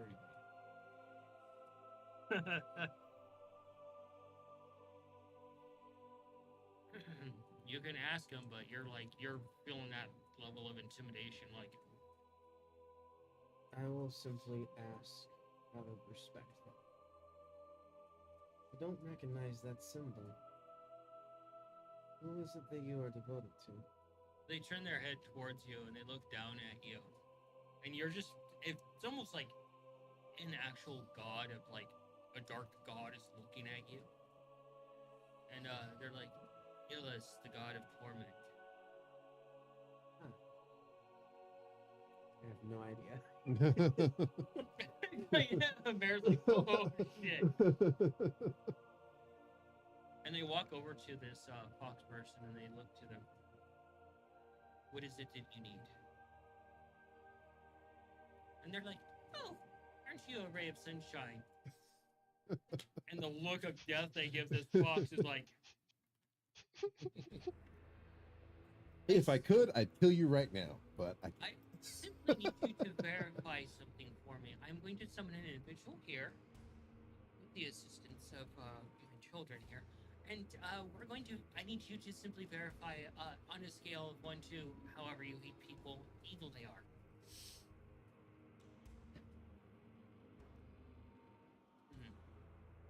Fine. Do you accept these terms? It's your father. This is the Apparently next I step. don't have a choice. We're Everybody's already made their decision. Mongo. You can This stop this all paladin right looks now. over to you and it's like, you always have a choice, especially since it is your father. Nothing is done without your word. We have only gotten to the Even point of trying questions. to pull him out of this Hmm. may kill him on the spot. Because we have absolutely no idea what the house can do. True. That's why I brought up bringing the contract to him. So he can read it, so he can review it. So he can make that decision. The paladin walks over, picks up the contract off the table, and rolls up, and the fox is like, ah! And they're like, I'm going to this person to judge them. You can come along, or you can sit here in your little box and be safe. I'll go with. Is that fair? Nobody's stopping me from going with them. And this paladin, the paladin just pulls out their sword, and they walk to the edge of the flat part of the box, and they just push the sword tip against it, and you just see it just fracture and break as they just walk out of it. And as you step out of the box following behind, you're in the box, you can see people frozen. As you step out of the box, you see people moving. Was it like kind of like a fast forward? It's weird. But the box just crumbles apart, and this paladin is like, lead the way, as I am not familiar with where this prisoner is. Alright, take out the sensor. And they look at you and they're like, amateur. I'm being cautious. I'm still fairly new to this. And Maybe ask questions out big one would do things. How would you handle this, I actually? will simply walk and show my faith and scare those vileness away. And they start walking with you, Mongo, and it's just like, Okay, well, I guess I'll I'll follow along. Put on your mean face. Put on your mean do face. performance. Pull up your britches. Please roll low. I've got a great comment. Performance, you said. Yes. All Is right. that red circle? Disadvantage Yeah, you on have to roll. perception. Oh, perception. But that's only if I'm in bright light and Yeah. I have my goggles. Sorry. Flashbang. That is a modified 20. Yeah, you see him looking constipated at first, and then he just like puffs up and tries Yeah, to look that's what I was gonna intimidating. say. Yeah. Go, put on your mean face. Your mean one, not your constipated one. But Fucking rolled a modified 20. walk back to the house, and the paladin just stands at the doorway and is like, "Is this your father? If your father is this house, it is quite evil." Not the house, the resident. Bang on the fucking door. Stay away from the grass. Say to the cayenne and the fox person. Fox person is just like a bubble of joy walking behind this dark and gloomy person. It's just like, oh, this place is pretty. Haven't been here yet. And your father answers the door and is like, oh, I thought you just abandoned me again. No, Cayenne was working on something. Hello, Cayenne? Oh, sorry. Murder hooves. Murder hooves, yes, that's more suiting for her. Oh, you brought more party members. Not exactly. We We're lacking in a bit of information. I know, big shock. But there's a contract involving you, and we need your input, seeing as how you know more about all of this than we do. No, you said things were about to get very dangerous in the house too, though. They look over to Maggie. I enter, and Maggie's like, sure. Can you at least try to smile?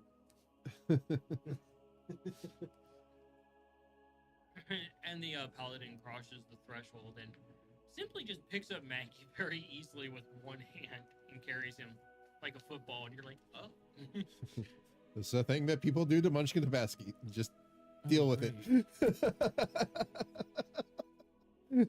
Something tells me it has been picked up in kind of a while, so might enjoy it. Might be kind of weird too. You hear Maggie as he's being taken into the house. I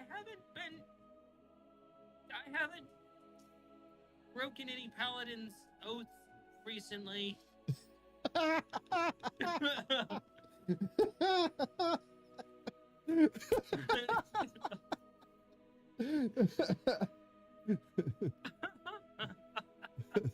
Follow Yeah. in. You know. I'm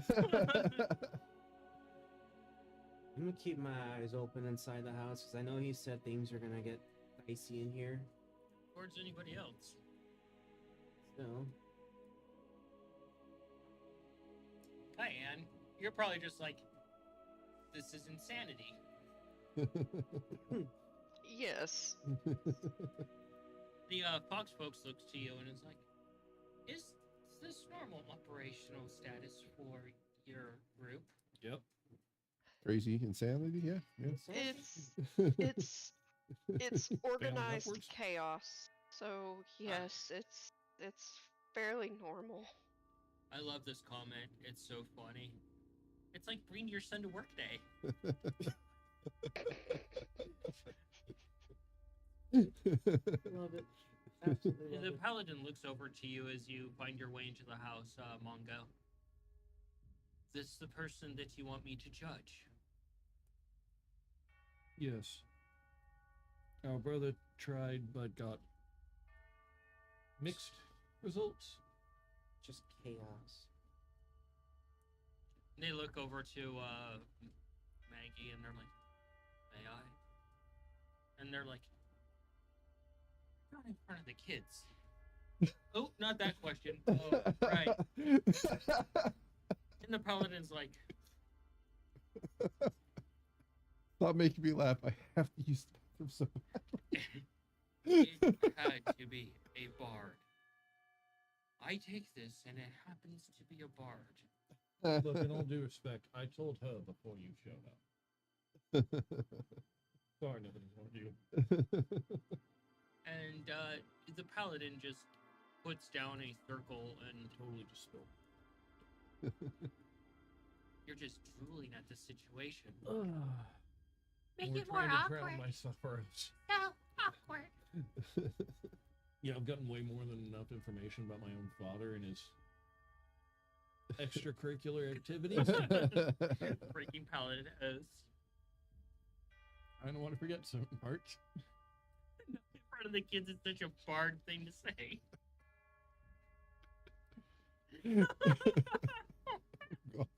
I'm trying to think of a truer statement, and I can't. If you don't stop making me laugh, I'm gonna have to duck behind the curtains here. I have to go so bad. So if you keep laughing, are you gonna get pissed off?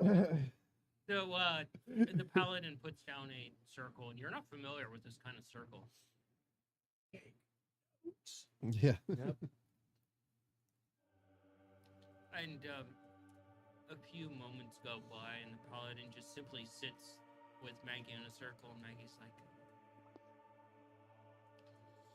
I haven't been this interrogated since I tried to propose to your mother. Sorry, I couldn't quite hear you. Interrogated since he proposed to your mother.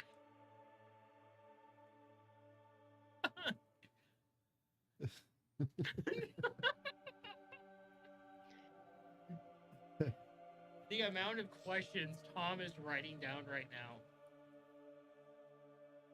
And the paladin stands up and looks at you guys after a while.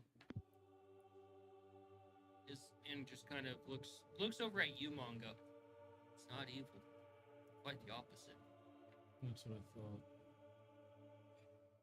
He's just tormented.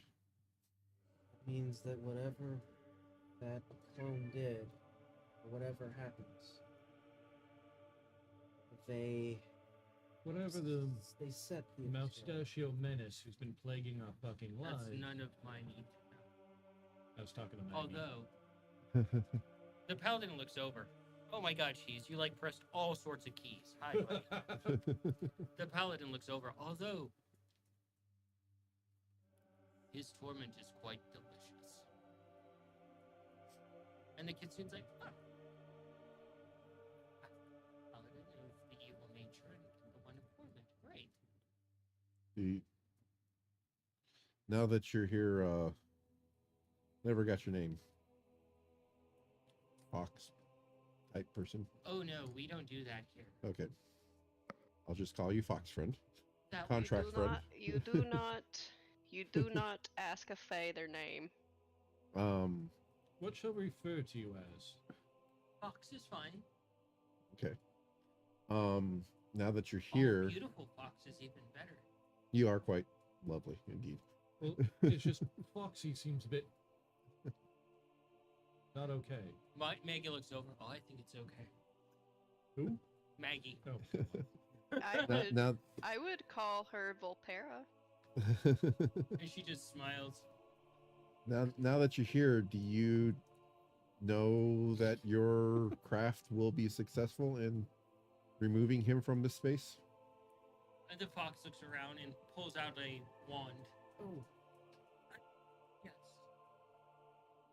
this is going to be a bit of an odd request because, you know, any of the ones that we've already come up with haven't been.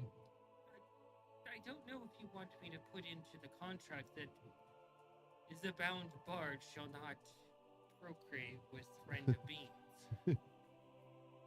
That's a bit of a I don't ever heavy think about my restriction. father procreating, and I'd like to keep it that way. It's just if we find somebody getting him out of here, would we be able to, the way that you're going to do it, would we then be able to put somebody else in here? That is not why I am here. I have no way of knowing. Ah, okay. Just thinking about the future. Yeah. Honestly, this place should be destroyed. It shouldn't exist. No, I think I can come up with a I good think reason for it. yeah, I'm on the same lines with you there, brother. So they work on they finish writing out the contract and they set it on the table. Each of you must sign it as the owners of the contract.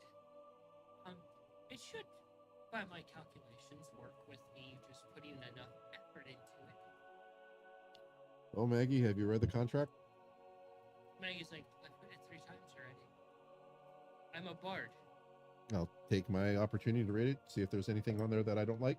Yep, you guys can do Wow, it. my spelling is fucking awful. You can do an investigation on the contract. Nice. If I need to use comprehend languages, I totally will. Actually, go ahead. That's clever thinking. That is 25 on 20 the investigation. 23. Would you like to roll Cayenne, or do you simply trust the Fae person? I trust the Fae person, as I know Alufo wouldn't steer us in the wrong direction. 23 with comprehend languages. Right? I'll burn the spell slot to do it. Yeah, you look at the contract and you watch everybody kind of take their read over it. It's as it was stated, as the Fox person decreed, because that is what they're being paid for. And you're seeing it's actually, you can see Sylvan under it in a different, like, font. Hey, I read Silk. Yeah. No, wait. Elvish. Sorry. Different Yeah, character reads Silk. this is Feywild Sylvan, of the noble court itself. Definitely wouldn't know that fucking dialect. Yeah, you're just like, you cast that spell. you're like, shit. And you're seeing that this is actually bound by the houses, by a magic house within the Fey court. Fuck. And Powerful voodoo there. you can only guesstimate how much this contract is actually costing the entire family. Anything in there I can see as a loophole or exploitable. Nothing. When Cayenne, your sister, put out the notice to get essentially the best of the best for a contract, they did exactly that. Okay. And you know from on working in the mage schools at wizard school that if a foxfolk, a kitsune, does a contract, they're damn near impossible without a wish spell to break or get out of or find a loophole. They're notorious for finding every single loophole and closing it before they allow someone to sign their contracts. It's part of their pride. A tiefling won't even sign a contract by them because there are no loopholes. There's no way That's for me to weird. break this or exploit this, so nope. Don't agree. I'm not going to do it. I had 0 fuck around room. No. Yeah, your whole lifetime of studying that you did in 5 minutes. Yep. Yeah. Maggie's like, having one of them here to do this contract is quite impressive. And Yeah, very if- expensive. If it looks good to me, I'm signing it. It's like, do I sign this with blood? They produce a will. Put my signature on there. You have my signet ring. Stamp it. Oh no, you must sign it. Oh, okay, I'll sign it then. Do you sign it, Cayenne? I would wait to see if Mongo agrees to sign it, This is your father, because after all. because this is his father. True. And this is me just telling Mongo that whatever you choose will do, buddy. Sign it if Maggie signs it. You can't sign it until you guys sign it.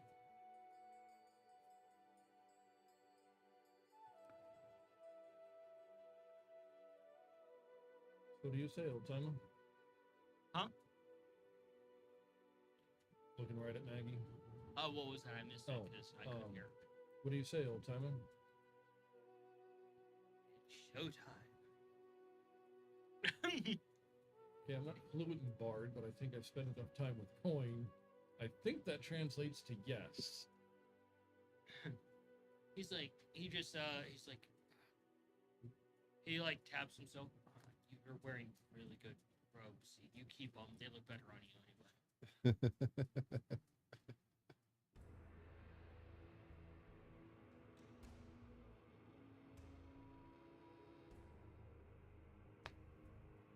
Mongo has signed it, Cayenne.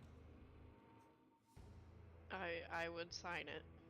I just wanted to be sure Mongo was okay with this. And Maggie signs it, and the paladin has had their weapon at the ready this entire time. They have not put it away at all. And above Maggie, you see these like almost transparent threads, and you just see them snap.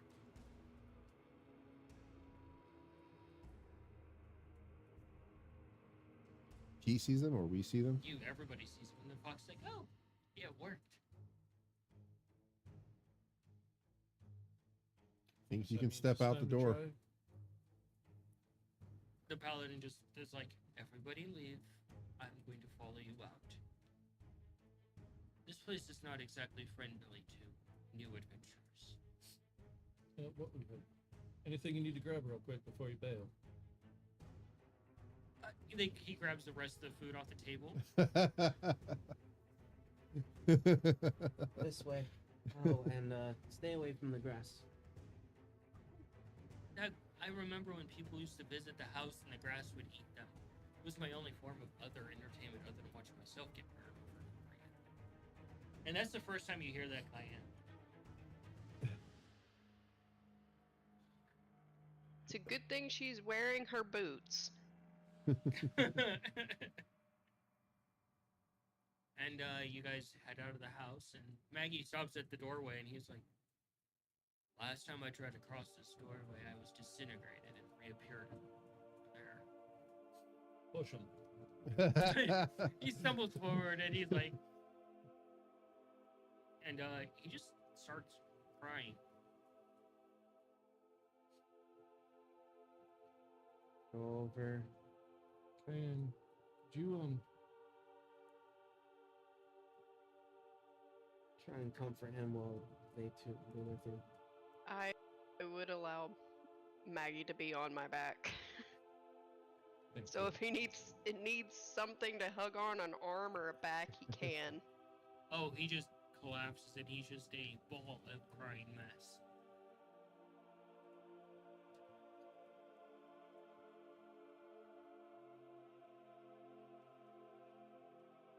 Mongo, I think this was the right decision. start heading back to the ship?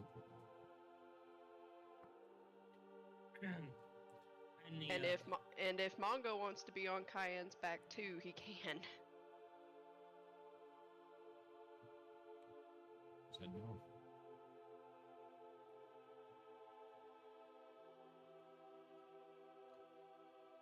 The paladin stays behind to take care of something. He's going to have fun with this. Fucker's probably taking notes. Like, I've got to get the name of this archetype. This is so tormenting. I love it. This is I the bet most the elaborate paladin is tormenting like I've ever seen. I bet the paladin is like a kid in a candy shop right now. Oh man, paladin of torment. So They really are being just a little ray of sunshine right now. Dark, depressing. In a weird, disturbing way. Yeah. I totally imagine some just being like brooding and everything now, but the moment everyone's out of sight. Just as Or instead of a ray of sunshine, would it just more like be like a ray of like the black light? Be like they're lit up with UV light. oh my god. I guess I'll go ahead and Make the lead back to the ship with the. You guys have in possession the contract with Maggie. The kitsune has bowed out. Thank her. I would have tried to offer her a hug before she left. Definitely would have thanked her. She doesn't take the hug, but she just simply bows, and she leaves you with it looks like a little paw, but it's a chocolate from the fake one. Nice. I thought you were going to say a bill that means 4 people to fucking lift. I would have found a way to try to share this with everybody. Oh, it's easy enough. Just break off little pieces and share with Yeah, I everybody. mean- And it's Everybody is much smaller than you, so. the most decadent chocolate you guys have ever had. It's just that perfect balance of like sweet and milky and dark chocolate. Nice. I really want some dark chocolate M&Ms right now. What's even more surprising is there's tiny little like pieces of caramel toffee in it.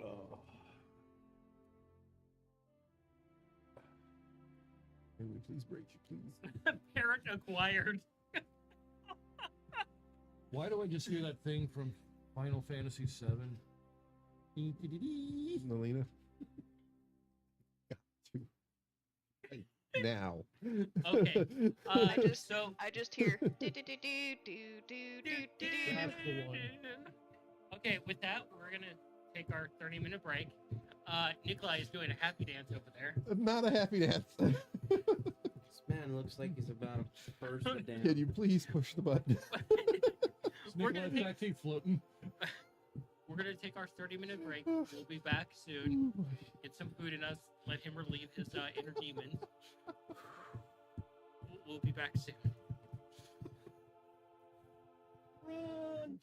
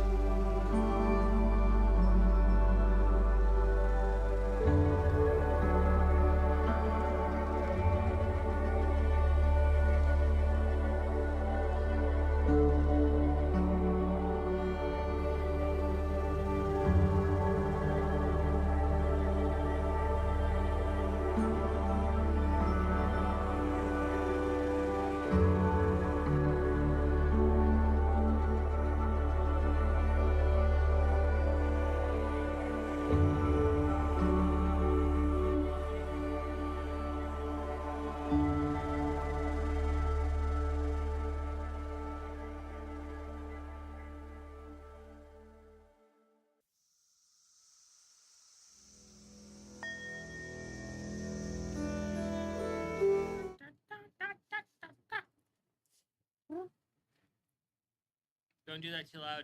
You'll serenade your scabbard.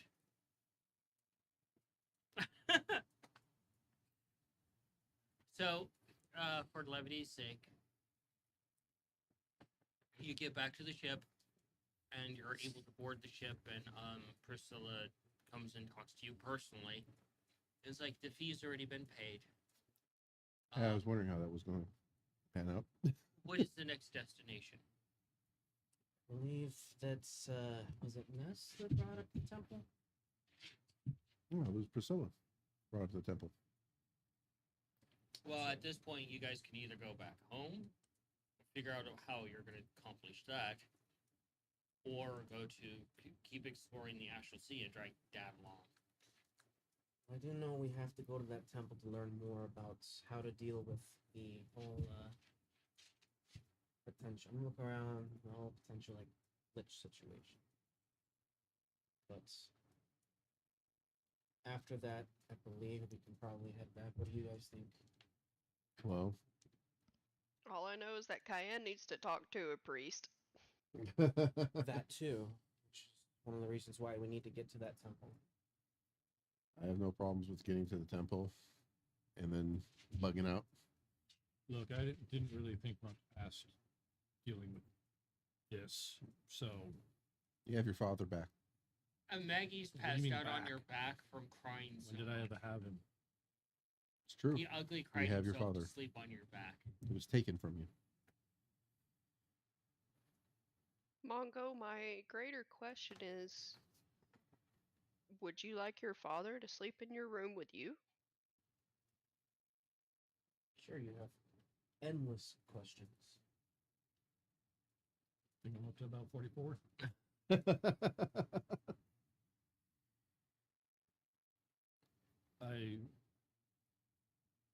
I guess we'll put him there for right now. Let him rest, for sure. And then we'll figure out the quarters thing Because later. Priscilla's there, right? Right now. I'll just ask, do we have enough provisions and time to be able to make it to the temple you mentioned? And back home? You paid for the trip.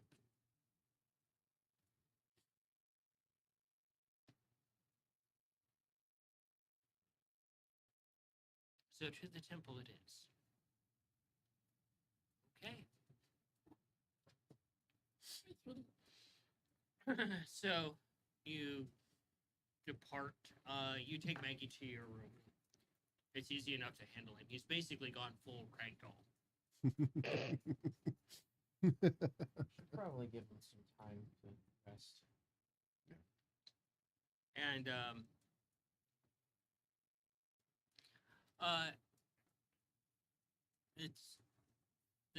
it's easy enough to return back to your rooms for the night and settle in, thinking about the things that you have to think about. Work on my designs or my puzzle box for a while. Yep. Until I pass out. I'm sure Mongo sits there and just looks over like, oh, Dad's back. Well, Dad is Dad's here. Can't be back The if he was never there. thingamajigger turned off. The thingamajigger turned off. The ambience. Oh. Fuck, I forgot to ask you guys a question on break. They have a post session. I can turn it back on if you want me to. Okay. We will just have music within our heads. Well, you can turn it on for the stream. We just won't hear it. Yeah, that's what I have. Okay.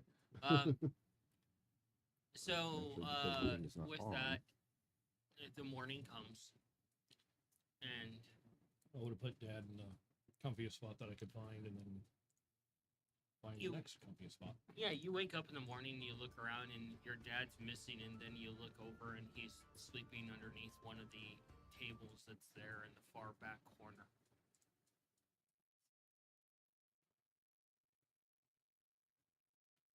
I probably went to where he's familiar. No blanket, nothing, just what he's wearing.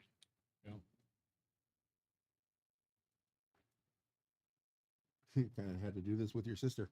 This is familiar ground for you. Oh, great. That means I'm the most well-adjusted member of the family. Holy fuck with us. Your family's fucked.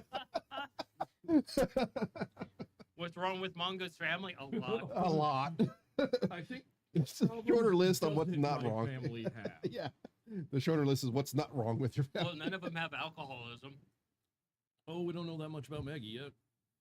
Well, he hasn't had alcohol for 400 plus years, so That's no, probably why he's passed the fuck out now. Oh, good. Nikolai got my dad hammered. Might want to be careful with the wordage on that. And yeah, the next morning is here. See how Feisty's doing. She is asleep in this blanket along with Noodle. Noodle knows the way back.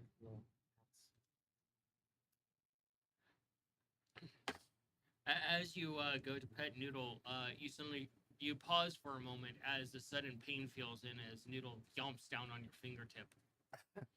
You only pet Noodle with Noodle's consent. Okay, I'm sorry, little buddy. You can let go. And they pull the teeth out, and one of them was like next to the nail into the actual quick on the side.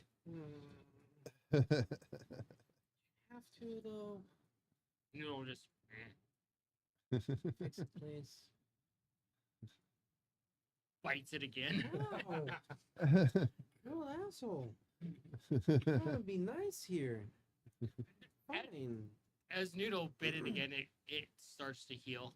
Good boy. Good boy. He's a cleric to the love goddess, and some people are into that.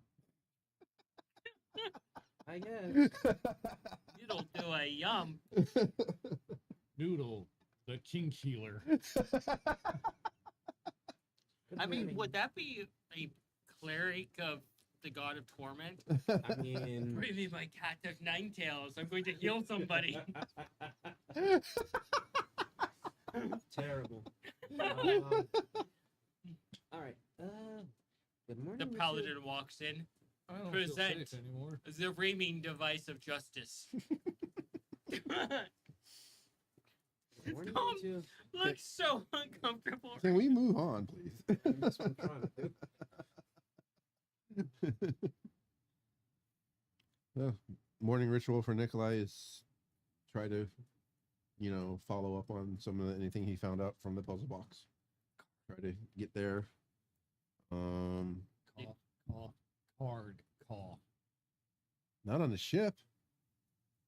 I'm sure you can go and find a big enough area. Asked about it, and she said not on the ship. Oh, fair enough. Go outside. So, my holy water for the day. We're probably already en route And to then I'm the. gonna get these. Yeah. Well Cool. on their way there. Yeah. Get these two down to the mess hall. Do you wake up your dad? With Mage Hand probably from a distance? I'll let him sleep. Okay. Religion. If I go anywhere, I'll leave him a note and try to leave it kind of hanging so that way it's real fucking easy to find. Yeah, you could. I mean, if you wanted to Cayenne, how about you? ask Ace, he can hang out. Is Feisty passed out in my room with Noodle? They were last when you had them. They were in Scabbard's room, so they're both passed out in Scabbard's room. Okay. So I would head to go get food. It's 18 on the religion. After that, I'll take them down to get food as well.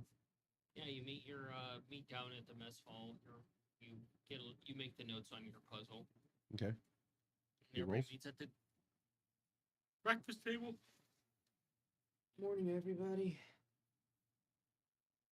I don't know how well I would have rested. Probably restless. That's true. Yeah. Cayenne is probably stuffing her face with as much fruit as she can find. Oh, there's plenty of fruit there, and you're just like, ah, yum, yum, yum. Get something for Feisty and little thing for Noodle as well, the appropriate size for both of them. Yeah, your finger's still very tender from Feisty. Or Feisty? Noodle. And get something for myself as well. How you doing, Mongo?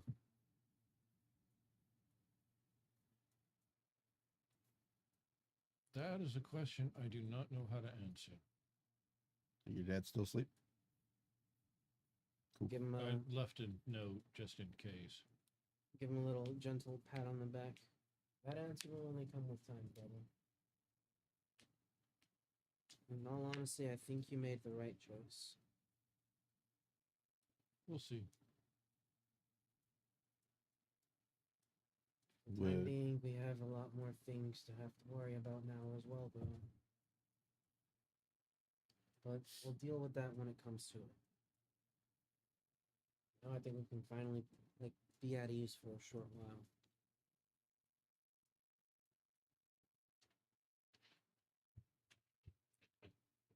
So I'm going to move things along here. Yeah, next thing Nikolai will do is we go try to find Ness to make- Maggie sleeps the entire day. And you check on him; he's still alive. He's just passed out. He hasn't really rested in like 400 years. Yeah, I'd imagine he's probably pretty tired.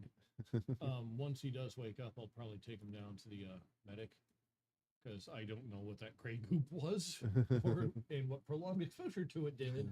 He may be malnourished. Probably just a little bit. He wakes up and he's looking at you, and he's like, he checks himself over, and he's like, "Oh, it's strange to wakes up and not be in pieces and have to reassemble yourself."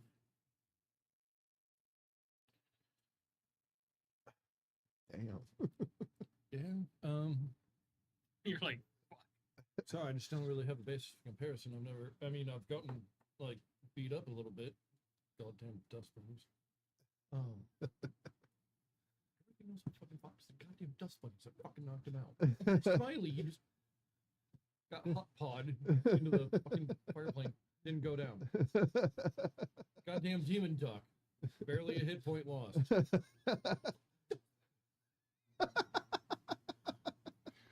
Leave it to the things smaller than you to do the most damage. Was that why I didn't get down by any of the others? They were just too big. They couldn't fucking see me. I guess. It's a thing. It's a thing that can happen. this one is no of relevance. They're too small to kill me. Nikolai can What literally fucking size he is? He's got beat up by how many fucking trees? Oh, paladin versus wizard. They're gonna go for the marshal. Nikolai can literally move between anybody's space without provoking attacks of opportunity, so they're just So, unnoticeable. You take Maggie down to the medic, and the medic's like, "Oh, there's two of you now. What do you need?" Well, I'm not quite sure what was in that goop or that water that he's been eating for the handful of centuries. Maggie's like, "I'm immune to diseases."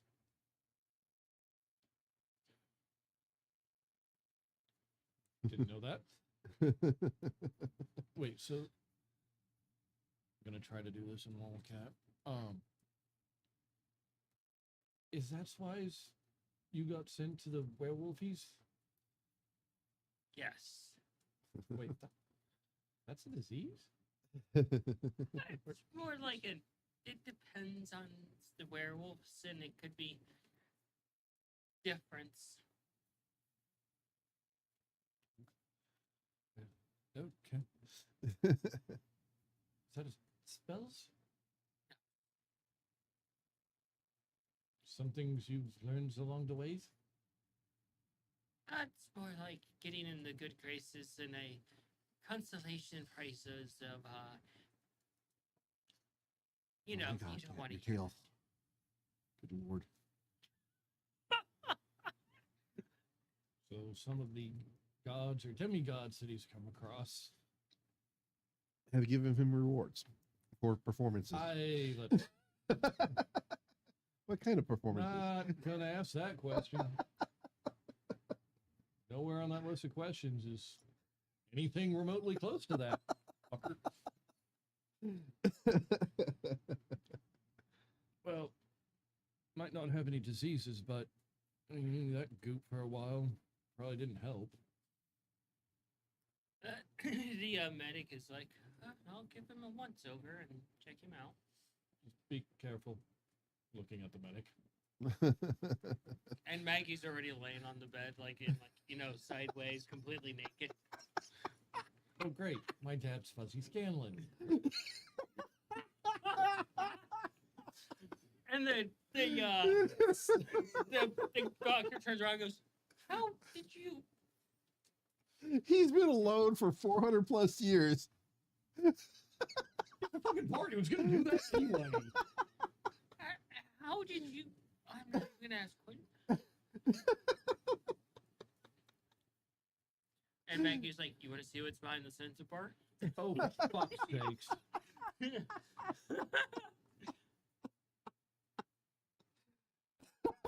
And the medic's like, You should probably leave, Mongo. "Sir, we have a professional standard around here." He's like, "I can cast enlarge." Yeah, that's it. I'm looking for something to put between the two of us. And yeah. Get that like weird little curtain that they swing around. And the doctor comes out after a few moments. Like, he's healthy. Physically.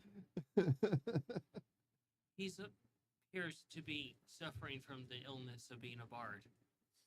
I hate bards. I hear that a lot. And Maggie comes backing out with his dingy clothes. Don't think anybody hates corn. No, everybody loves coin.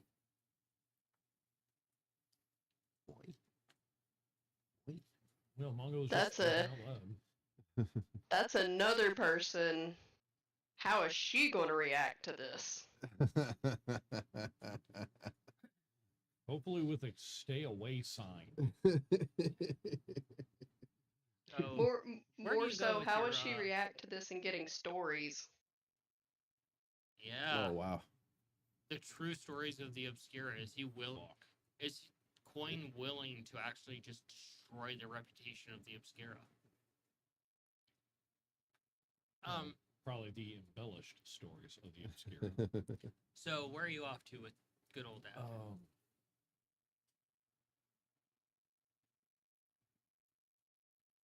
Look, I don't really have a plan here. I was not expecting to. I don't know what the fuck I was expecting, so I don't really know what the hell to do.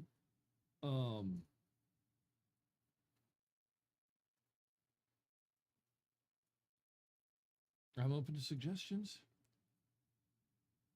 He goes and he finds a chair and he just sits down and he just goes really quiet. He's like, "It's good to not live in constant terror for just a moment. The silence is a new one at this point. Well, there's a library. Books."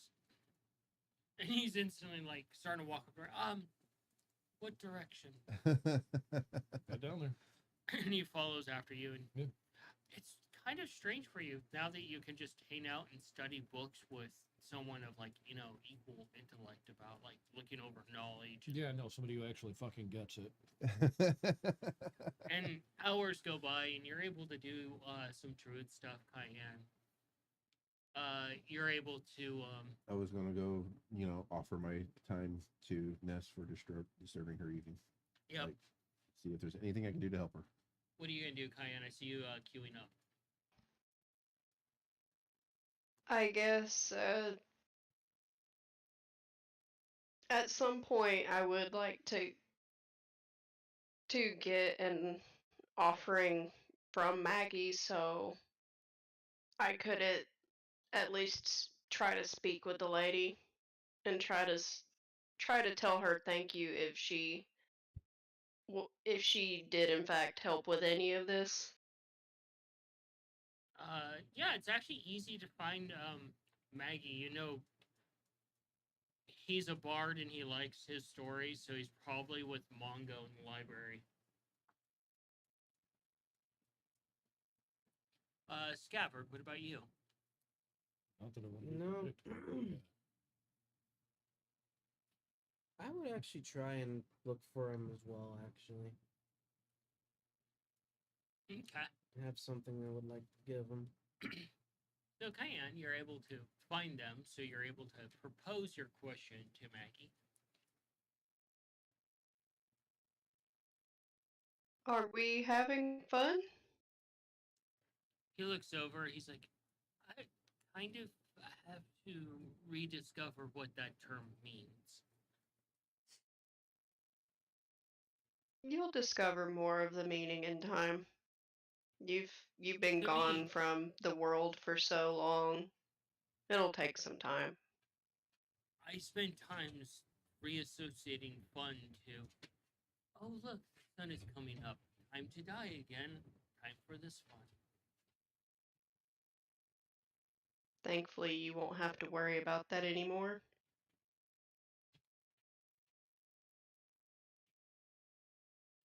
How I can I I assist do you? have a question if it's not imposing too much. Okay. I was wanting to speak to my lady to see if she had help with this contracting, being able to get you free of that terrible place. But seeing as she is the Lady of Truth and the Lady of Blood, I wanted to respectfully ask if I could have a small sample of your blood to offer to her. He's like, oh, of course, do you have a vial? I always have empty vials on me at this point. Do you give him one? Yes, I would give him one of the smaller ones that I have. So Scabbard, you come walking into the library, and as you do, you see Maggie just slice his wrist with his claw, and blood starts pouring into the vial and pouring out all over the floor. And he quickly corks it, and he's like, oh, and he just collapses on the ground. Rushing over. Oh. Jesus, see this. I'd just be happens? using my blade to fix this. I didn't expect him to full on slice himself open. Jeez. I will go ahead and stand back. That's his response. Cure wound second level. Between Cayenne and Scabbard, they're able to fully recover him. At least put a dent in healing him. I'll try to clean up the blood. He I sits Oh, up you need don't and- know. prestidigitation. and he, 13 healing. he sits up and he's like, oh, wow. I am so lightheaded. Well, yeah, you kind of lost more than a little bit of blood there, bud. I didn't expect you to do that, Maggie. God. I'm used to being in a house where the physicality doesn't mean much. It's just That's- pain. Not exactly a thing you can rely on anymore, friend. Yeah, 400 years, you pick up a few habits. It's going to take some He's- time to he's like, not "Oh." develop those. Why are there three of each? Oh, there's three of each of you. And he throws up on the floor from. I do my best to avoid the barf. I'm going to find an herb in my pack that will help with his nauseousness, which would be catnip, actually. Nature. Yeah. Yeah, no, actually, I kind of found that like mint and lemon kind of help with nausea. So I'll try to mix my non-alcoholic lemon drink or whatever I have. Performance. Your Yay! usual Nature for that. nature was a 21.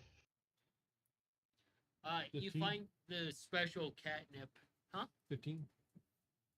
Would you like to work with Mongo on making a remedy drink? Yeah, I could do that. I got the herbs, so it'd be see. fresh components. Yeah, she offers the catnip, and you get a whiff of it. You're like, oh, that's premium shit. Oh, that's good stuff. That's something that you had actually gotten from a coin from her personal collection. So it's definitely good shit. Yeah, that's a good shit. Yeah, so you're able to mix up this drink and give it to him, and he takes it, and he takes a sip, and he's like, "Oh, that's good. Ooh, I feel funky. Oh, the room is still spinning." And he flops backwards, and he's laying in a pool of his own blood. Like, oh, Did she need any more? Save some for later? I only needed a small sample from him to speak to my lady to see if she had a hand in helping with this. Well, I think you have more than enough. he holds now. up the vial that is clear full. We'll take it from him. I was like, Maggie, next time, I don't need you to split yourself open, okay? He's like, God, it good. Get some food in the man. Huh? Get some food in the man. He's looking more pale than usual. Go And I ahead. just realized where we were and what I said. What? You hear the rustling, I just said that I would try to clean it up. Oh God! and you're like, And really? we're in the fucking library, and I It says no magic. yeah. So you have to So clean. without even thinking, I would have tried to prestidigitate and clean up. Uh-huh. Yeah, yeah, yeah, yeah, yeah. I need you to make a reflex at disadvantage. Yeah, that's fine.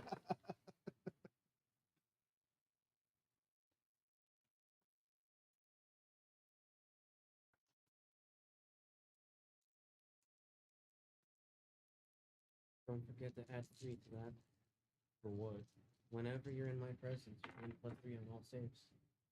Why am I in a box full of gift wrap?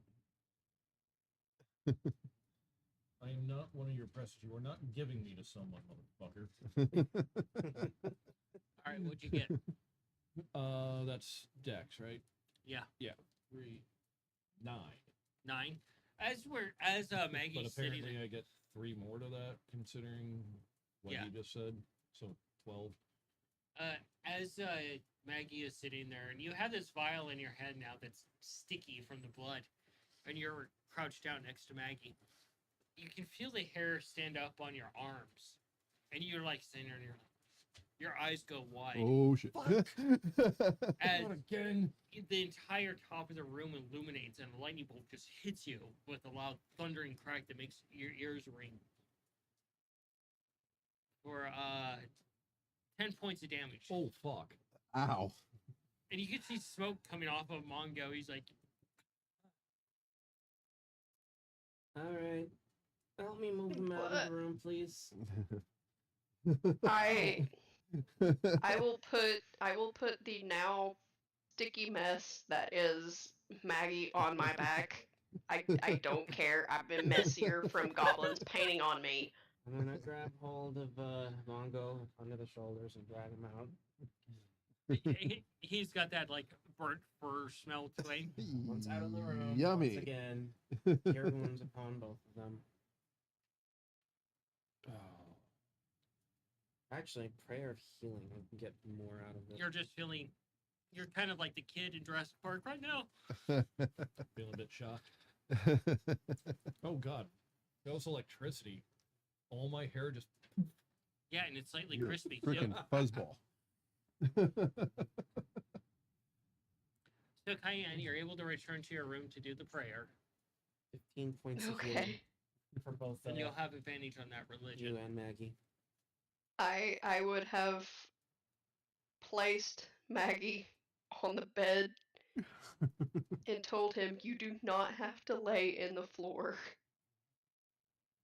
He's like, oh, the entire room is still spinning. Just I'll let them close go do close that. your I will- close your eyes for a little bit. Yeah, that was 15 points from both Maggie and Mongo. Okay. Gonna go get some standard, I know what I mean. regular, non-magic cleaning supplies. Clean up my father's blood. I know what Nicholas Which is is. phrase I never thought I would say in this fucking game. Go ahead and do that religion. He's going to make some of his coffee For and Ness. bring it to Ness. Christ. You said I had advantage on that. Yep.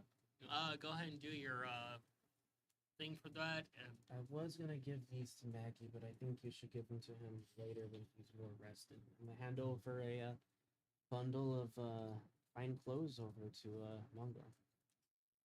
you're still feeling a little bit crispy. As I shuffle my way down the hall looking for cleaning supplies, which I'm sure I probably know where they're at by now. Yep. Yeah, there's probably a little bit of static. Just as long so you have your whiskers, so you can just.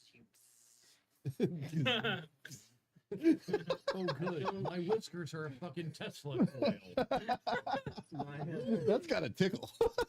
Again, everything else I thought I'd never say in this fucking game. And I will. Scabbard doesn't have fur. I will It probably looks weird. I will review. You didn't get barbecued. No, Yeah, I swear that to God, if static I probably felt weird. try to pull out a fucking whisker, I swear to God. Nikolai will take the time and review his mother's cookbook to see if there's anything that he can use in there to make this nice cup of coffee for. Okay. What was your religion, Cayenne? I got a 19.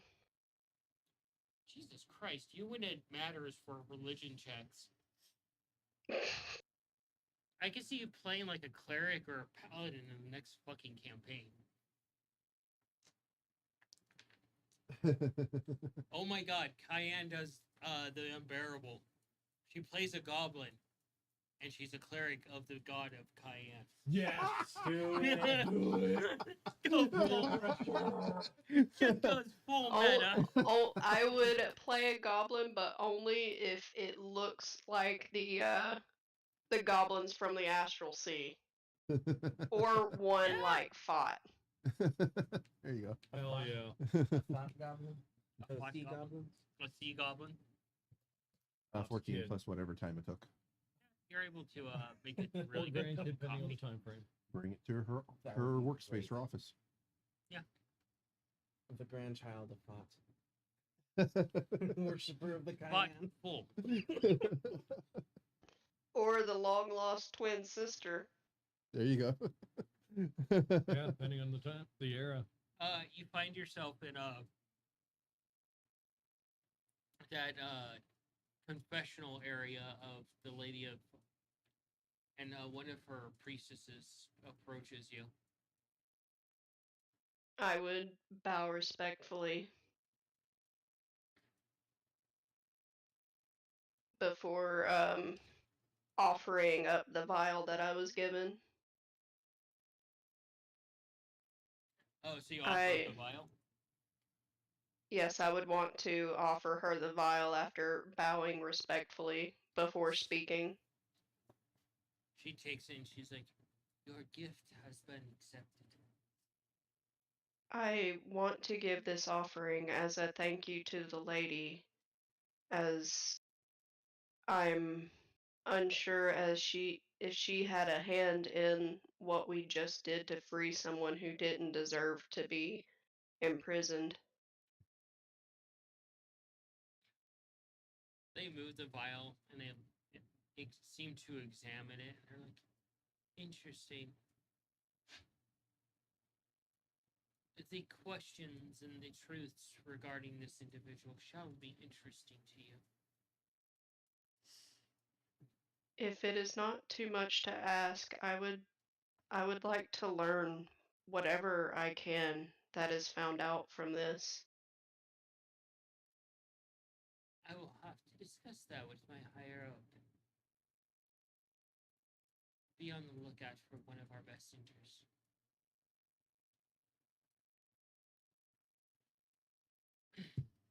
And just like that, you're standing back in the room.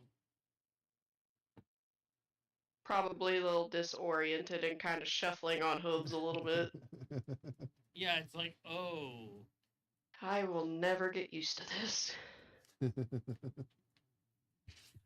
So, yeah, you're able to find that and talk to her about the coffee. And she's like, oh, this is.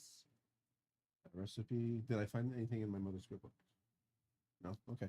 So this is a recipe I've created with the help of my sister. Hopefully it's good for you. I wanted to apologize for disturbing so late in the evening tonight, but your assistance was quite useful and beneficial. We have rescued my brother's father. Interesting. Is he as weird as this child? Yes. Oh boy, I will stay clear of them.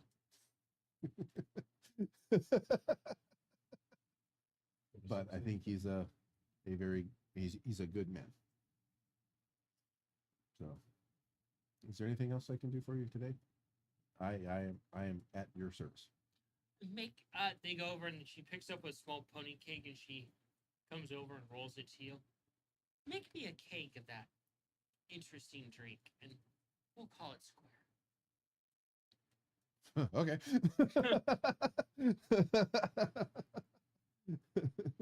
So you're able to clean up the mess. It takes forever. Reminds you of working back at the orphanage, essentially. Yep. Oh no, there may or may not be a sea shanty involved in this. Yeah, fuck it, I'll roll for it. Go ahead, roll performance. What is a sea shanty about cleaning up your father's blood? Oh, I don't know if there is one for that, but he's probably just that seems to be what he does. Yeah. So that's 19. Are you helping, Scav? Sure, I will help. Yeah, so that would give you advantage as you guys are working on cleaning up the. Fuck did I roll? 13. Less than 13. What number did I say? I think you said 19. 19. Oh. Yeah, the first one was higher. So yeah, you're actually able to go through and clean up the mess.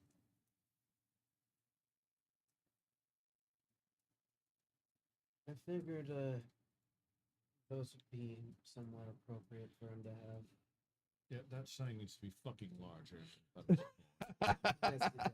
With flashy lights and everything. I don't know how he'll feel about Mongo, but those clothes belong to my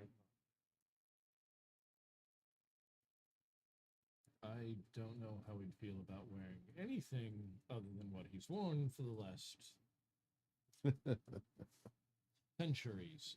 definitely be more of a comfort than the rags that he's currently in. Maybe. I don't know. You saw how Sunny reacted when she first came out. It took time. And honestly, And I he think was in a way worse. Well, maybe it was. I don't know. Sunny wasn't picked apart every morning by Yeah. haunting images, having to reassemble herself. you have the most experience in this.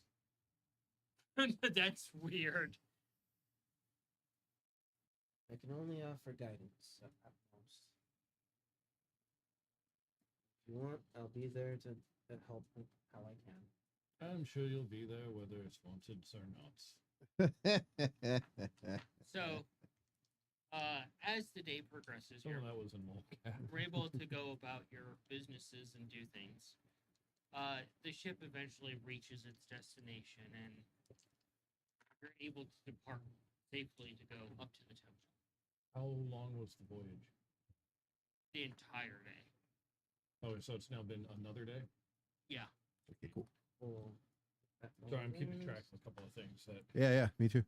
Yep. Everybody's keeping track of their amulet timer. Heck yeah. And I think it's been 3 days since I've used mine. Holy water. Yeah, 3 days.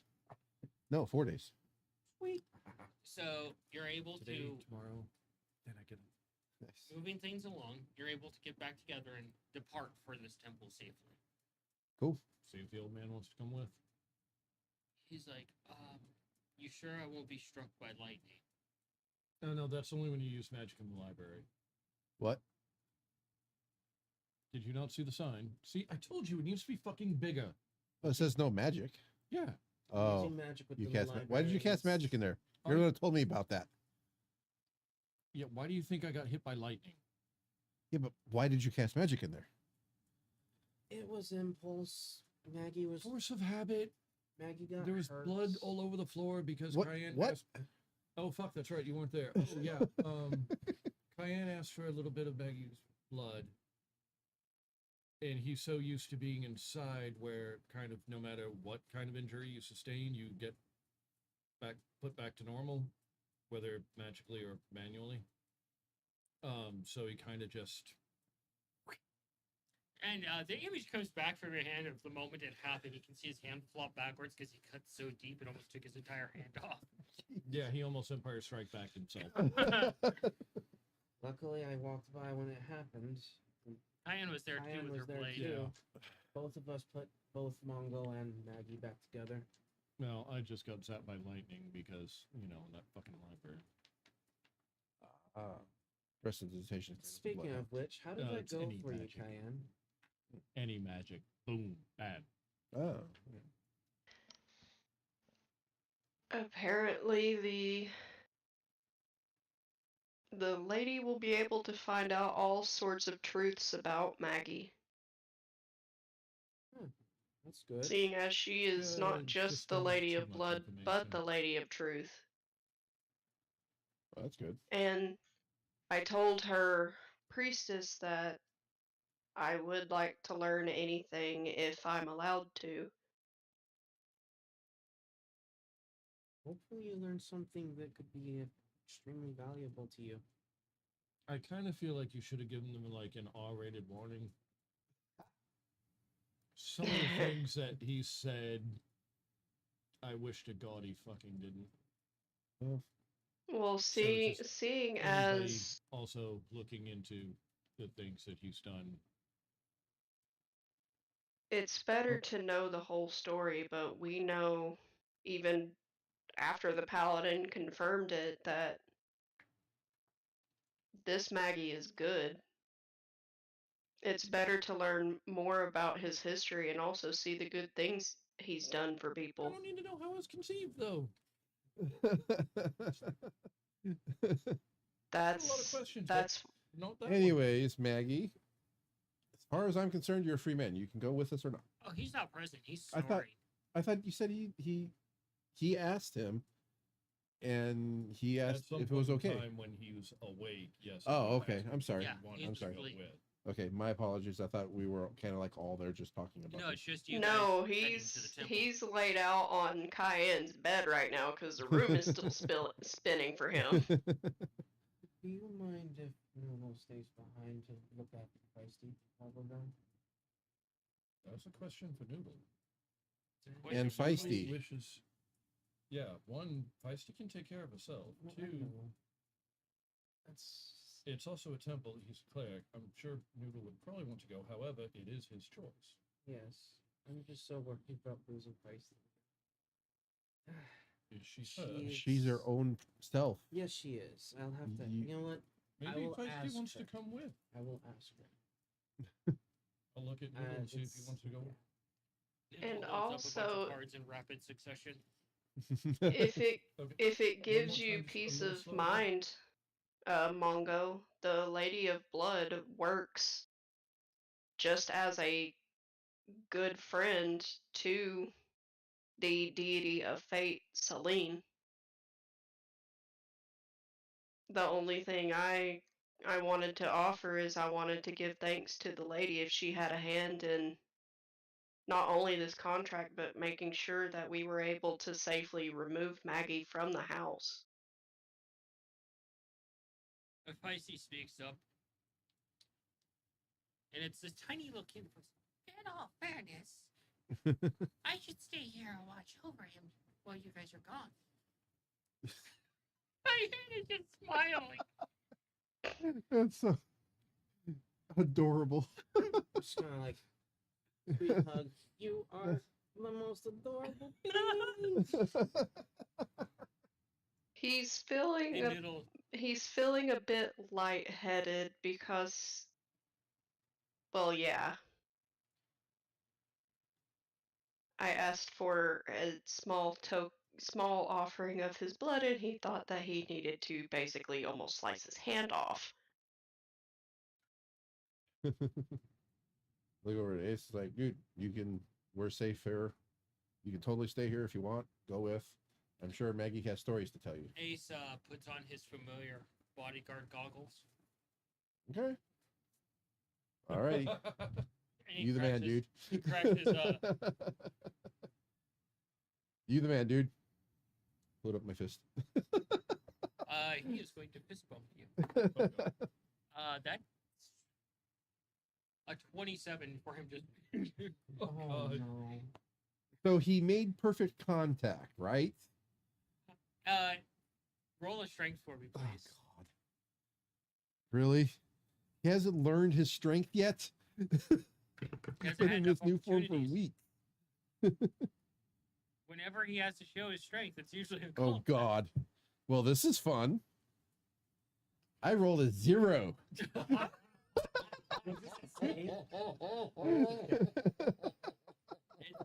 Strength against It's strength. still a 1.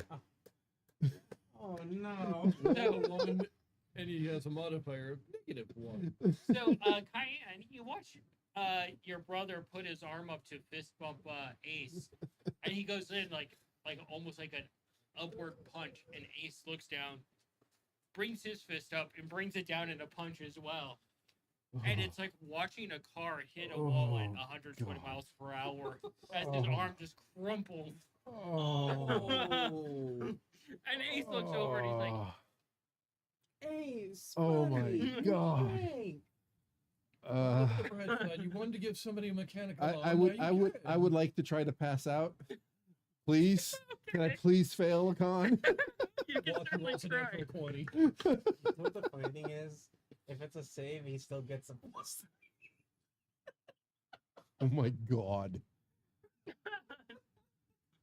So that's 12.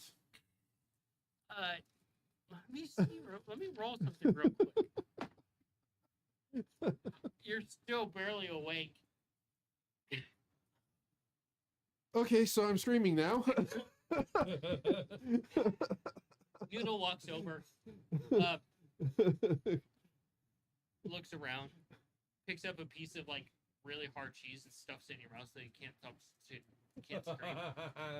Give him something to bite down on. You need help, little buddy? Noodle Uh, nods. If that's Yeah, your arm like a noodle in itself. Oh God.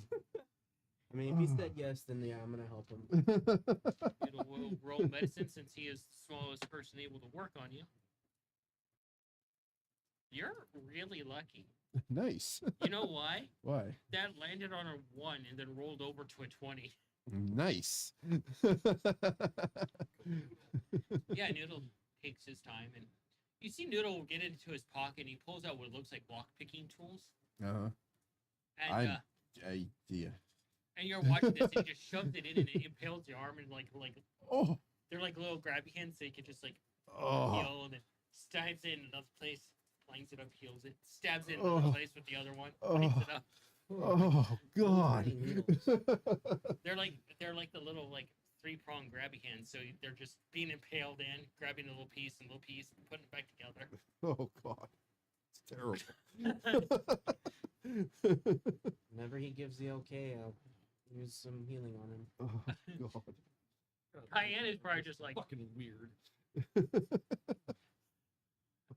completely amused by this to some degree. I presume that's a certain amount of hit points I've lost.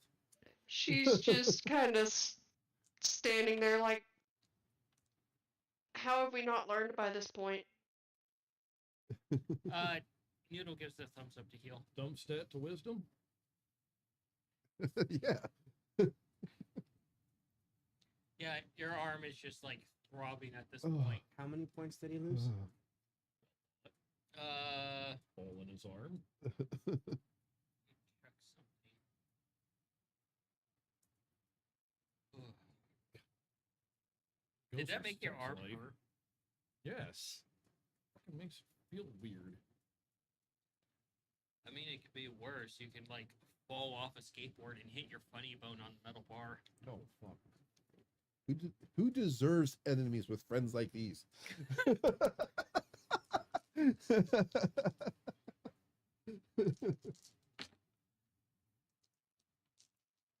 Oh my god. That's a lot of dice. 22 points of damage. Wow. Okay. So regular Ow. healing magic ain't gonna do. That's gonna be a lay on hands for the 22. It's looking like a 22 point of damage situation. Ow. Let's 22 just points say of there lay are on 22 hands. breaks. Oh god. My arm just got shattered. Jeez. There you go. It's fixed. Your arm is still throbbing, like, oh. And Ace is like, Buddy, we need to figure out how to verify your strength when you change forms, man. Oh, where's that fucking dummy? Ooh, the dummy could work really well. Ace, would you like a training partner? Okay, we'll get that figured out. Is my arm usable?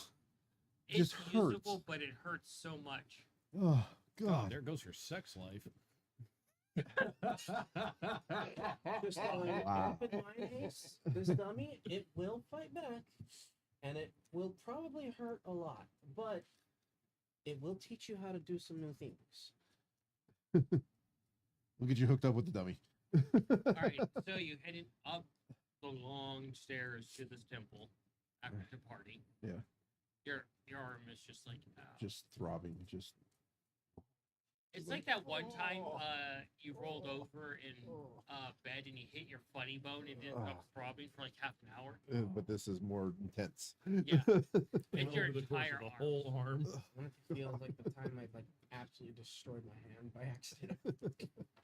And you eventually get to this temple and head on in.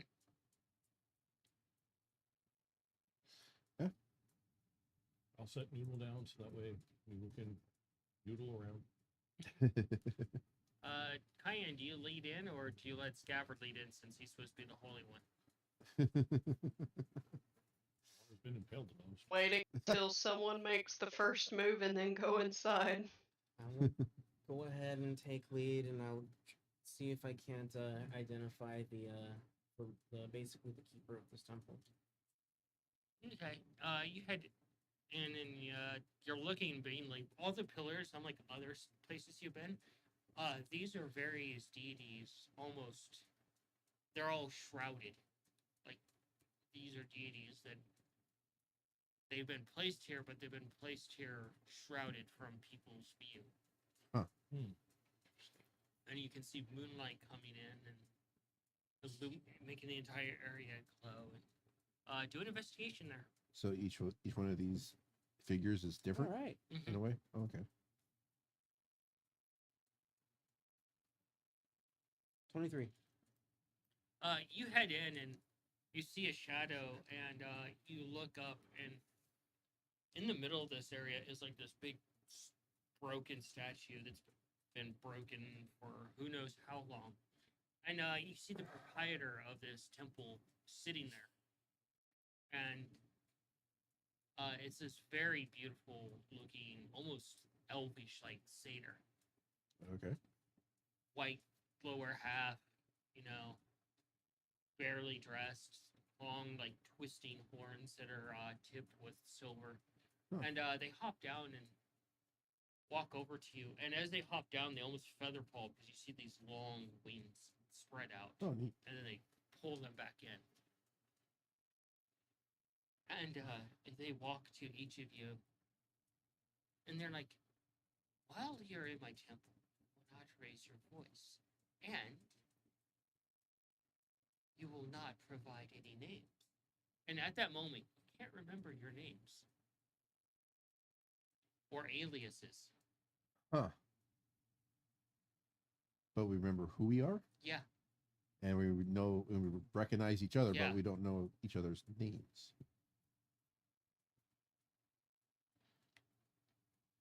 Whoa, that is strange. And you're looking at them, and their eyes are almost like looking at stars, and they have some like almost like goat-like features to their face, mixed with almost like angelic. Okay. Do you remember So any can names? we remember names of deities that we know of? Yes, any personal name to you that you've ever given, you cannot remember. Oh. Okay. Okay. But we can remember the names of others. Yeah, like if you look at Cayenne, you don't know that's Cayenne. You're But like, I know her. yeah. Okay. So yeah, the long lines is what Jesse just asked. So I know the names of like the gods I associate with. Yeah. Oh, okay. Okay.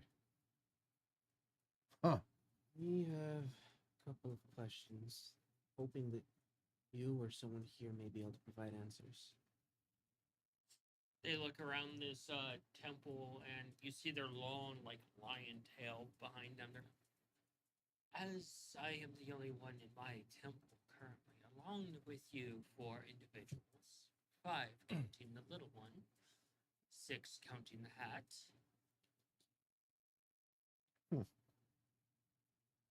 So my metal friend here is not an individual. I thought you left him behind as bodyguard because that's what he wanted to do. Oh, I thought he was coming with. No, he stayed behind as bodyguard. Oh, Yeah. okay. Never mind then. There was a misunderstanding. Is exactly what he's doing. Okay, I thought he But, was bodyguarding me because that's his designed intention. So never mind. He's not there. Yeah. If he stayed. I know you had a really important one, Cayenne. Sister. Sister, you don't Oh, know that's it's right. Cayenne. I know you had a really important one, sister.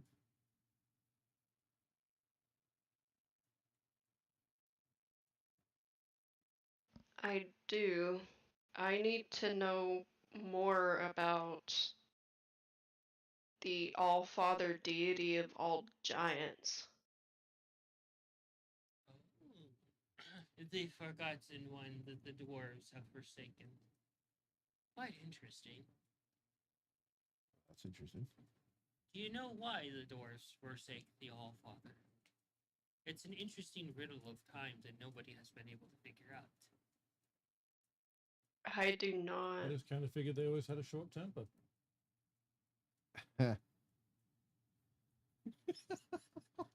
Taken after your father. Oh my god, the jokes are coming. You campy little shit.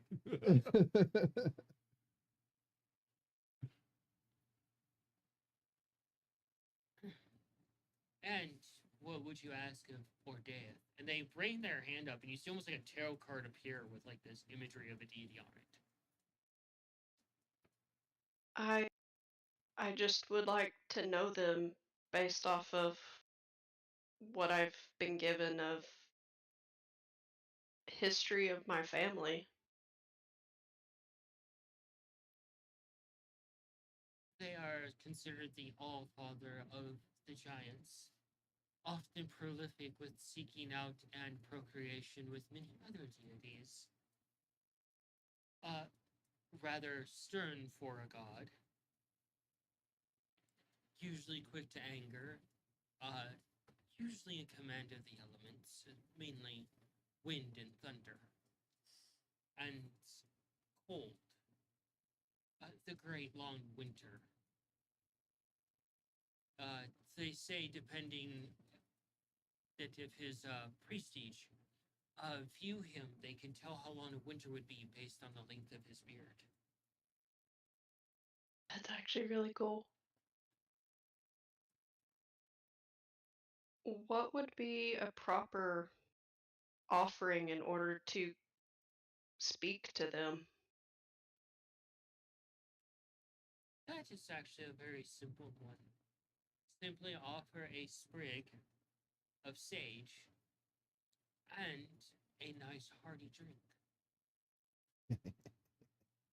Cool dude. Start looking around Is for that what I like got. what was that last part? A nice hearty drink. Like an ale or, a mead or something like that. Oh, look, it's your specialty. I'm Shit, actually we pretty have- sure that I still have some drink on me from Jarek. We also have like 3 kegs of dwarven ale. I'm pretty sure it's 2 because we drank 1. Although I'm not sure giving a dwarven ale to the one who was forsaken by them. Oh yeah, that might not be good. Yeah. So, we have many places in which you can pray if you choose to pray to this deity.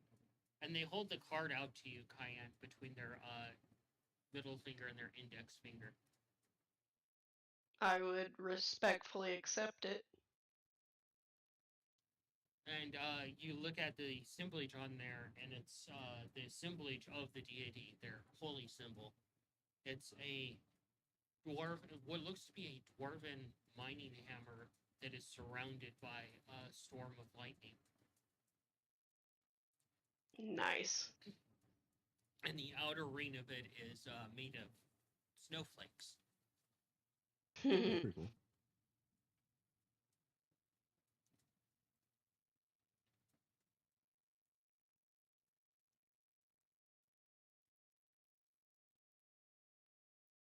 I would be looking for a place to try to give my offering of sage and try to find mead that I have on me.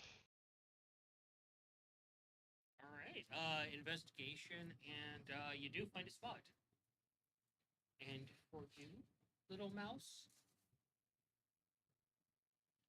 Well, there's actually 3 that I would like to know more. curious. One known as Garl or Garl Glittergold or Carl Goldthumb in the past. Carl Goldthumb. You know of his actual old name, Okay.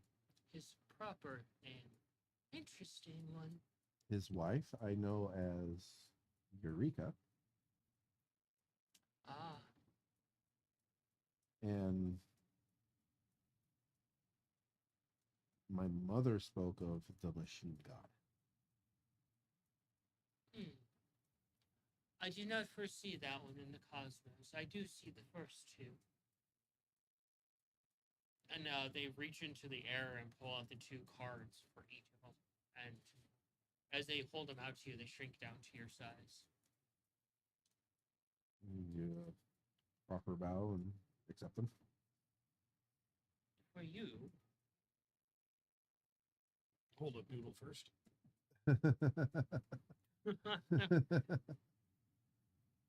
let's see.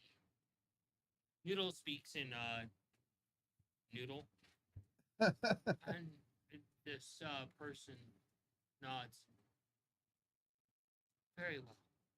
Pulls a card from the air and hands it to Noodle, and Noodle climbs down you and heads off in a direction. Yep. See if Humphrey has one. Oh. Yeah, I've kind of been following the path of Sky Cat a little bit. Ah, You okay, puppy dog? is the good cat of the chase. VP, as they call him. Sorry, what? VP.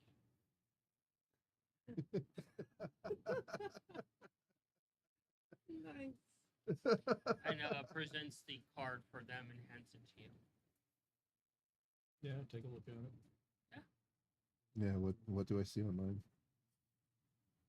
You see the typical imagery for the one that you're familiar with for Eureka. Okay.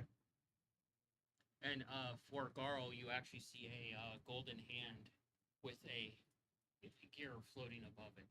Is that different than what I've seen before? Vastly different. Huh. Okay. Find a spot to go talk to them. Take a look at mine. The imagery for this VP. It's actually kind of humorous to you.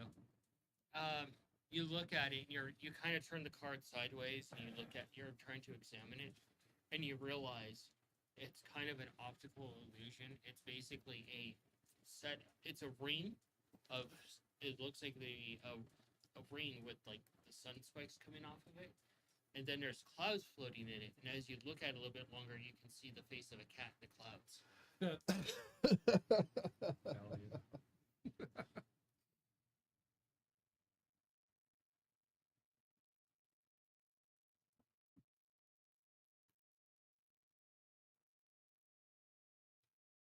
And they look over to you, and they're like, "Ah, a tainted paladin." Ooh, damn. Yeah.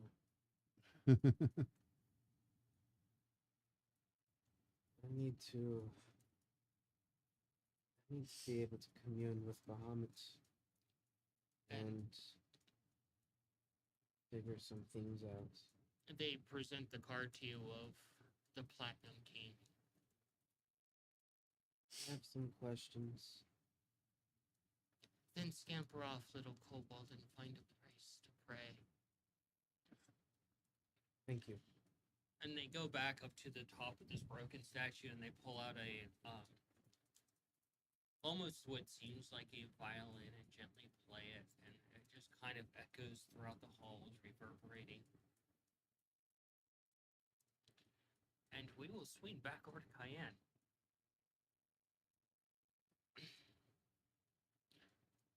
Do a religion for me. You're all under the influence of ceremony, so you have a +5. Ooh, nice.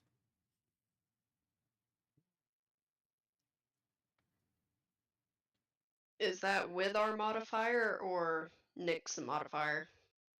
You had the modifier as well. Okay, so +5 would equal a 10. God damn, you rolled low. Fuck. Yep.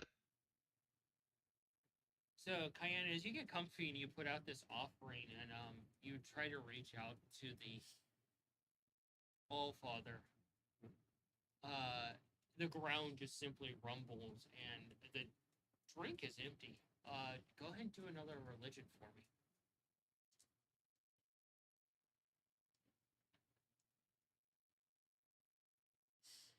It's a 15, so that's a little better. A 16? 15. Okay.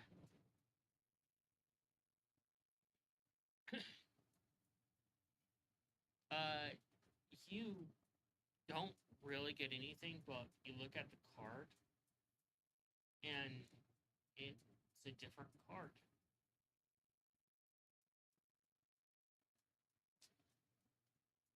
A different card. Yeah, do an investigation.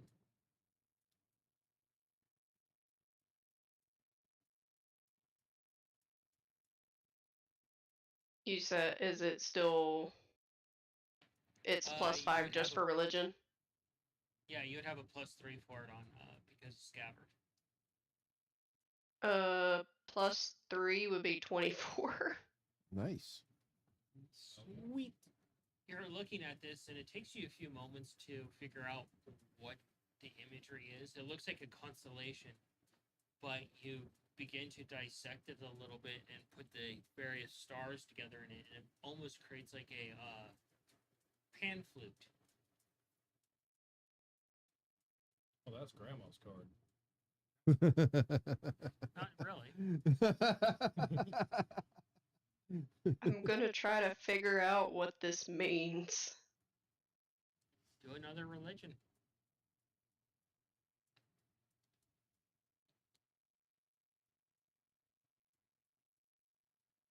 Nice. That would be an 18.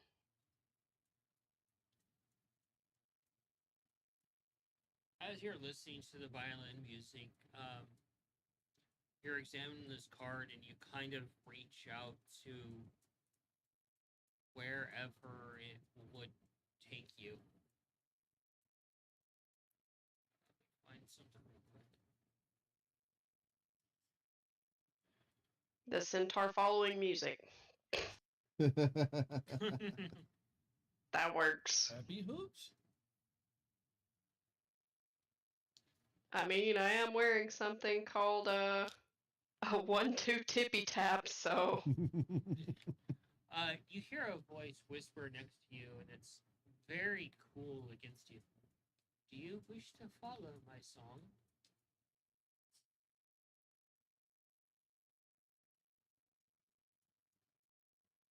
if it will give me some answers, yes. And you suddenly feel your stomach drop, and you just watch as the ground breaks apart, and you just fall through the ground. Damn. And you're suddenly just floating in space.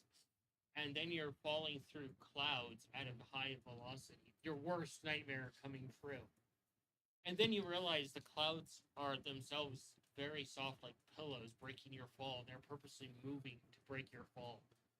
And you land in a bed of a bunch of pillows. And it's absolute, like, marble, dark space.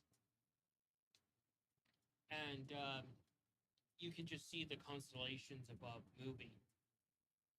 And you hear something approach you. I will keep a watchful eye out as to what is approaching me.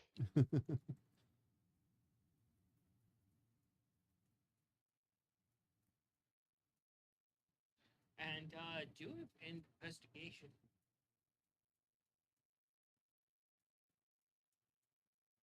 That's a 6. You're like, oh no, I've entered the shark pen. Is she gonna need a bigger card? Is she still under sanctuary? And you hear a almost like song-like voice. I've been waiting a long time to meet you, my niece. Whoa. Niece. I'm your father's sister. Oh boy.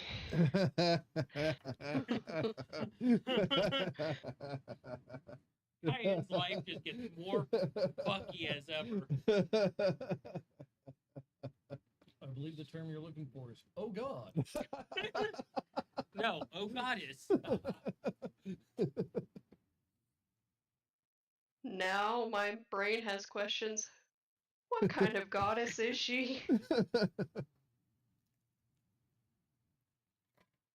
Okay, so as you're there in the pillows and you start to get up, you see this completely naked satyr come walking out with almost like cosmic like fur. Like it's like the constellations, and the skin is just pure black with speckles of light across it. And they have two long horns coming from their head that look like very beautiful unicorn horns. And they come over to you and they offer a hand. The goddess of mischief at your disposal. For now, at least you have my attention. I Oh like her. boy.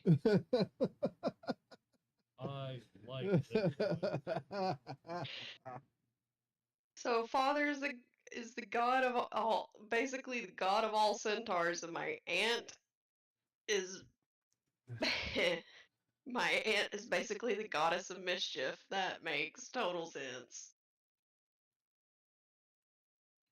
I'll I'll I'll take her hand and get up. She pulls you up with ease and she's like, ah, you're shorter than I was expecting. I used to be shorter, but passing some of my tests, I've gained a few inches. Ah, used to be shorter. And she makes you like a miniature pony and holds you in her palm of her hand. That's fairly small. And then she makes you back to your normal size. Interesting.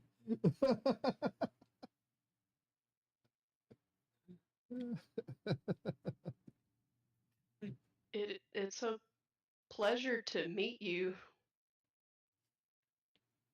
Oh, it's a pleasure to meet you. Rare occurrence that we actually get to cross paths for now. Perhaps when you or your sister decide to ascend to godhood, we can spend more time together. That is a news that I'm going to have to break to my sister. She's already apprehensive of taking on royal duties.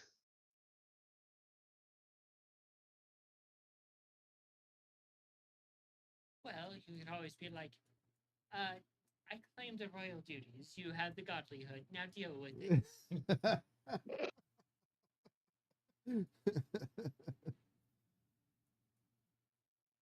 I think me and her are going to have a heart to heart to see if she wants to accept all of that power. Oh, you could be like your father and just say no and leave the throne abandoned. Ooh, father was not happy about that. Ooh. I had heard some things he had done. Oh, the fact that your brother, not brother, sorry, getting things mixed up, causing mischief does that. I also am, the deity of all satyrs as well. We love our mischief. Uh, my brother decided at one point, I'm going to steal the gift of the gods and give them to a useless civilization instead of looking out for my own people. Ooh, that pissed off mother. Who the fuck was that? I'm trying to learn as much as I can about mine and my sister's bloodline to the best of my ability. Well, your mother was a druid and a centaur. Your father was a god. That kind of explains all of the weirdness there. What can you tell me about yours and my dad's dad? Uh, Dad. Ooh, yeah. Cranky all the time. He sits on his throne and he's like, oh, these stupid youngsters, they don't know how to pray to gods and they don't know how to be respectful to us. And it's like, Dad, they do. They're people. They find their way. They pray to the god that they want. Why aren't they praying to me? Well, you are kind of the god of giants. You're not exactly the biggest deal to them. And then there's that whole drama with the elven god where the elven god cut off one of his toes. That's a whole nother argument. Whew. I can see why that would make one cranky. Oh, they haven't been found in the same realm together or the same room for millennia.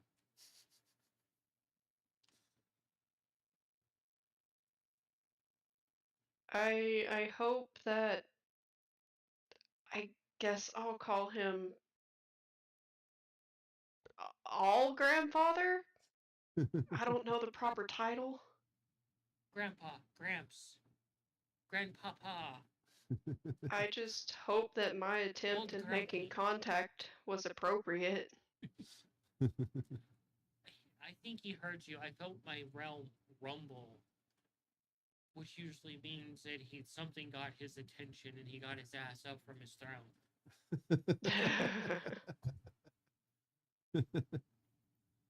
I hope that in this lifetime I can at least speak to him once and just have a chat.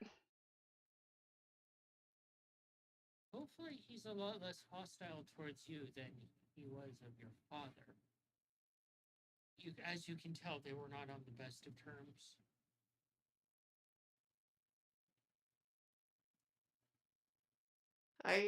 Considering what I had been told, that he ignored prayers and asks for mercy and help, I can only assume that that would definitely put a huge wrench in a relationship between a father and son.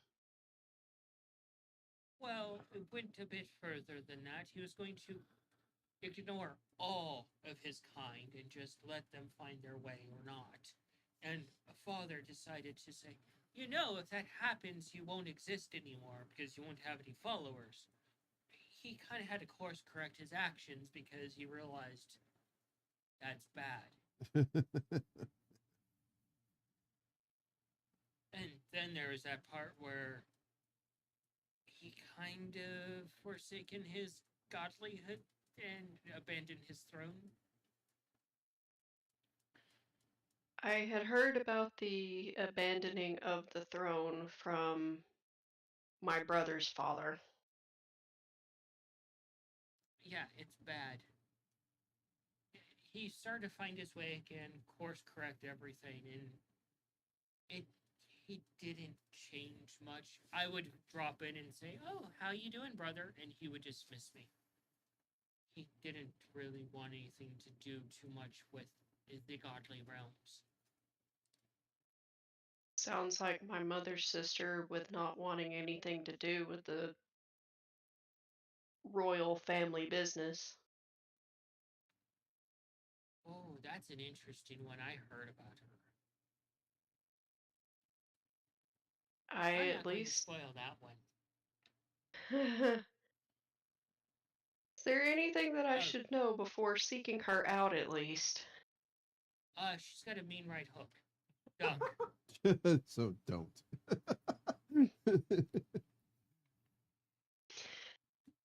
So she's violent. Got it. It's more like I'm quiet and I carry a big stick. As she once stated to Holgar, if you don't leave me the fuck alone, I'm going to cold cock you back to the divine realm you came from. I like her too.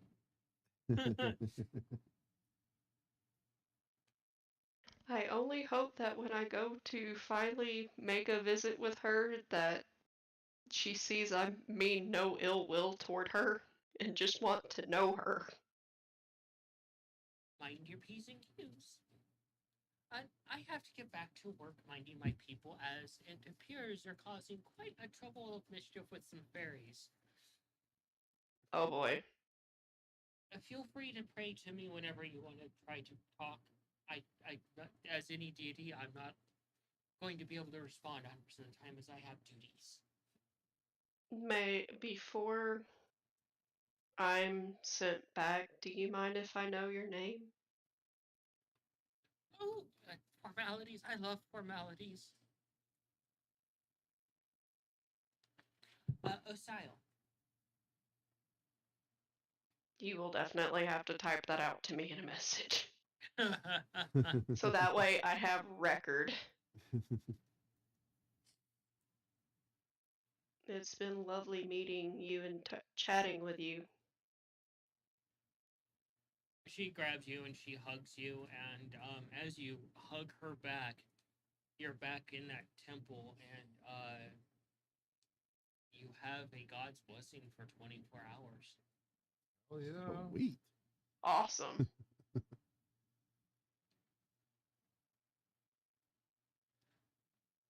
Wow, now Jesse has a lot to think about. Yeah, just a bit. Yep. Nikolai, Mm-hmm. Tag, you're it. Yay. You gonna pray to Carl?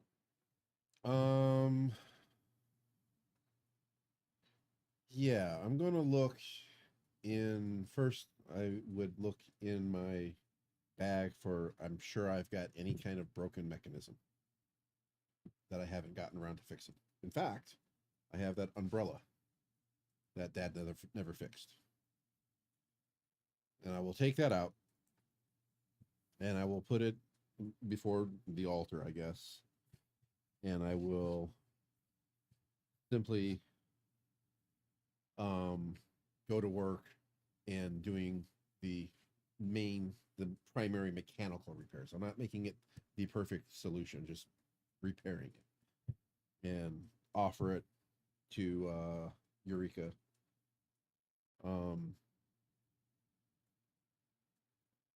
Basically, I've done the best I can with this device at this time, and I want to thank you for helping me know what to do with regards to Mongo's father.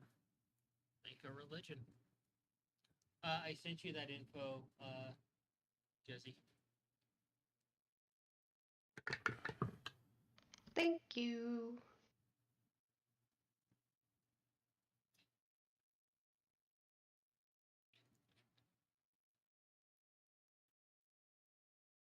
That'd be an 18. As you're doing this prayer, Oh man. as the offering that you put before you is no longer there.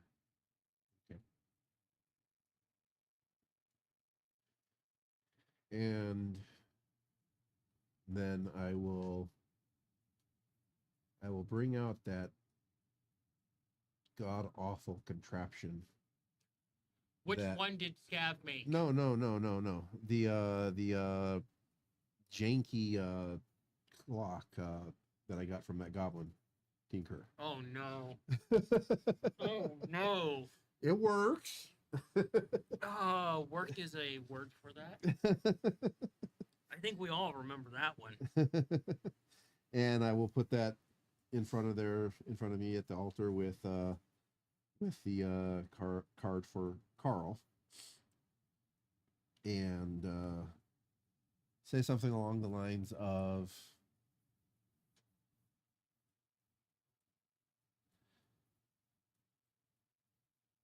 Carl, as I know you now, thank you for all you've done for me and my family. I can only trust that at one point, since my father was welcomed into the realm of your people, the gnomes, as I know it, that this example of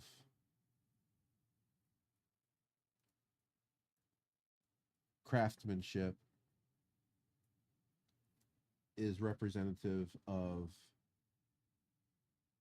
my past skills and abilities.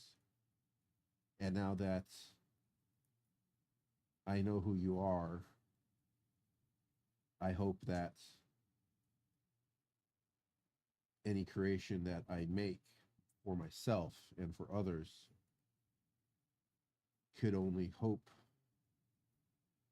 to please you and honor my father as he was known, not as he is known now. And seeing that he is with you and mother, I trust that we can, or that I can, you and I, can repair his name. Is our religion?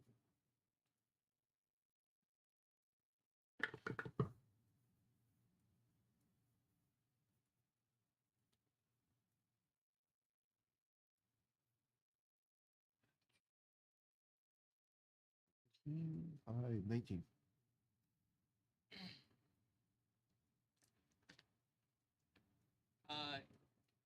You feel like a warm pat on your back as you turn to look at who is there. There's no one there, and you look back in front of you, and you see a handkerchief there.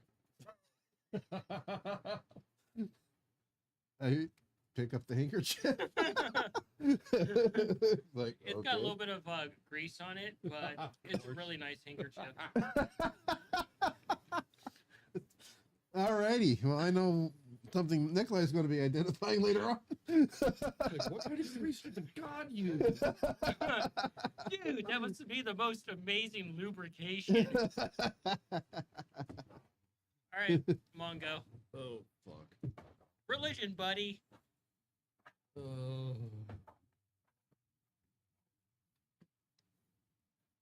Even with the +10, you shit the bed. +10? I thought it was Holy +5. shit. It's +5. Okay, it's like, holy fuck. Oh, yeah, that would be a... So it's that +5, my modifier, and my dice roll. Mm-hmm. Yeah, that's 10. Oh my god. Oh my god. Before she says anything, could say, I'm thinking about what I'm going to say and taking my time to make sure the words are right.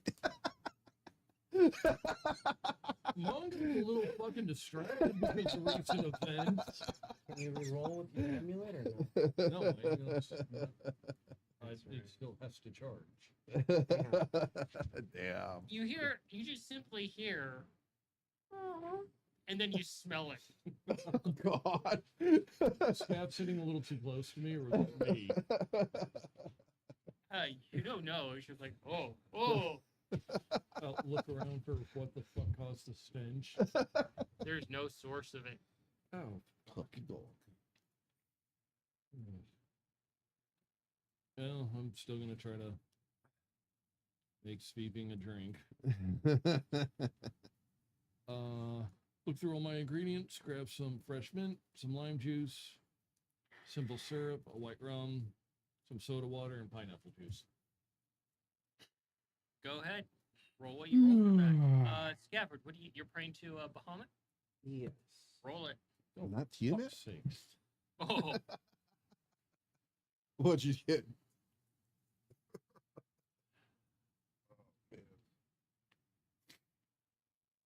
Yeah, that's a 9. you mix the drink and you're like going to go Okay. set it down and you What's my amulet on this? you nearly drop and catch the glass and all the liquid spills out on the floor. Wow. I'll clean it up the old-fashioned way, not using magic, and then I'll try to remake it. All right, go for it. I'm burning my amulet on this. That is better. That will be a 37. Is that all? 37. He says that's all. That's all? Fuck you, asshole. He Use said- your amulet. He said, "Is that all?" What are you praying for?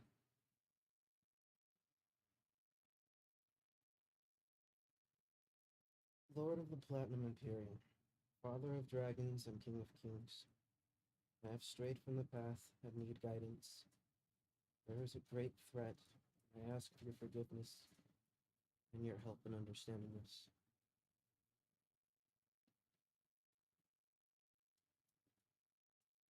I'm gonna reach out and speak with them, possibly. Are you like pleading to speak to Bahamut at this point? Yeah.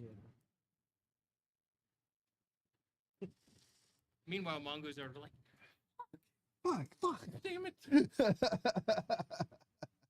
Start cleaning it. At this point in time, I've cleaned so many messes and sung so many fucking sea You have shanties. proficiency in If I it. start cleaning, do I automatically start singing? No, but you would probably have proficiency in it. I'm shaking so much right now. Oh Like, my god. You're about to become an Oathbreaker paladin. No, it's not funny.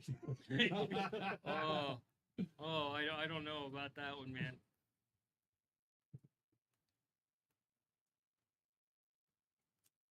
So yeah, you're proficient in cleaning at this point. Wow, that's very specific. You're proficient at cleaning temples. It's made so many messes in them. I know. I'm probably not the only one here. I will leave a offering. We've all You are cleaned them. today. as well of a diamond. Trying to bribe your way into Placing an offering on the altar. There is no altar. You simply have the card. You would leave it on the card. Oh, place it there on the card.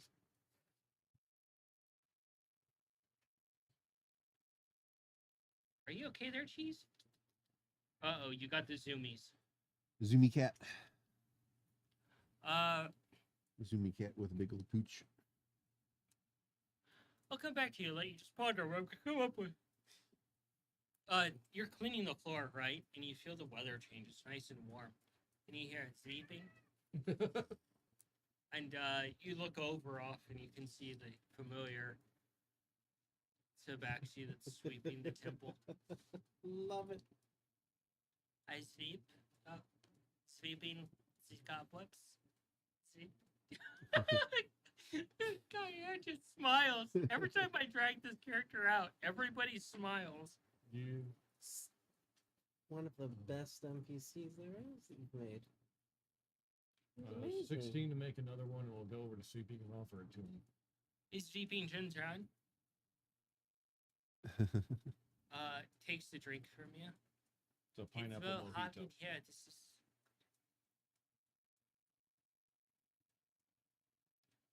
And it reaches out and pats your head gently. Start helping him clean. Shares the drink with you. You see the temple? Make sure it's clean. Hey, cleaning a temple's something I know how to do. Everything else? No idea.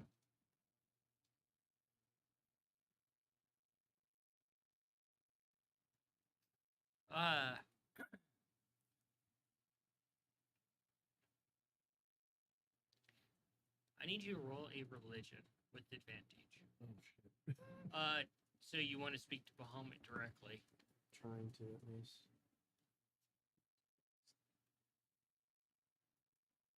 Really important question as well.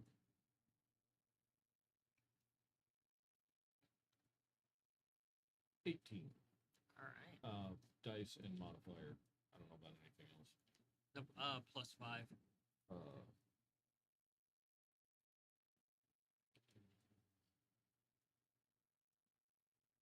Fuck. Numbers. Oh no, you're not used to counting that high. No, I'm not. I'm used to single digits here. Are you a number file? You said fuck numbers.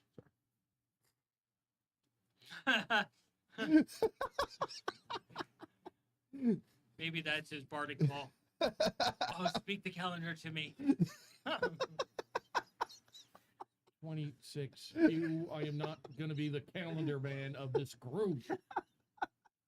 Of this script, but another one you'll be. No. Look, you kind of walked into that. No, I think Nate pushed me into that. Rolled right into it. So you find yourself in the Platinum Temple.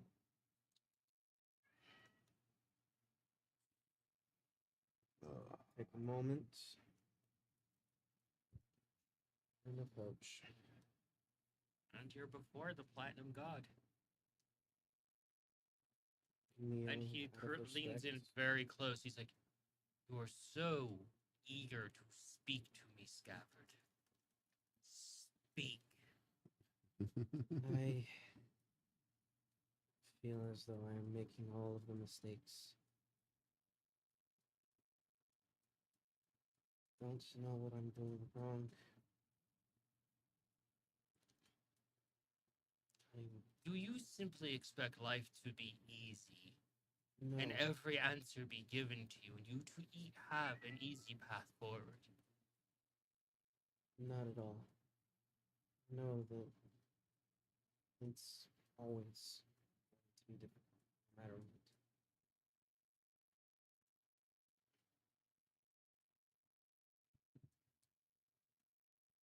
I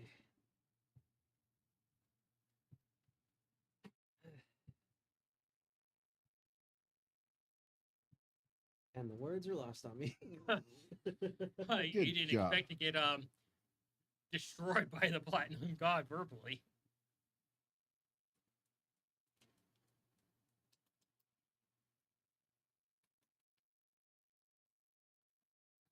Shatter.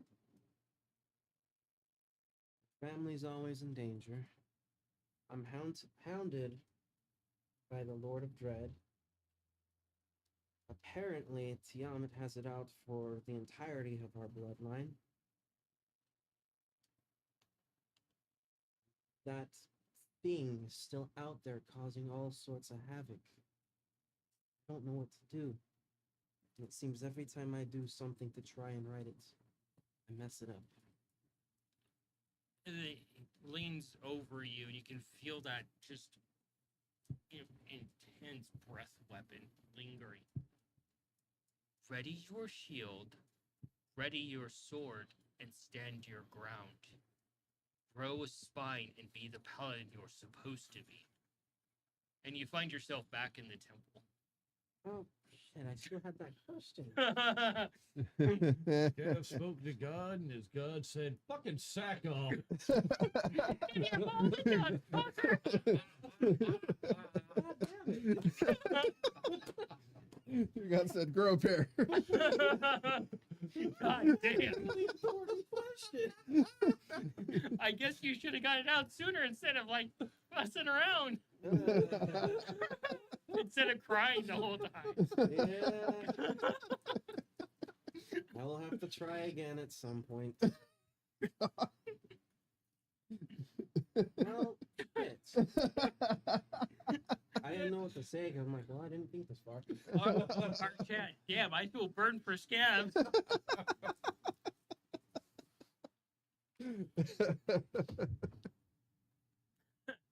Wow. You need the burn ward over there?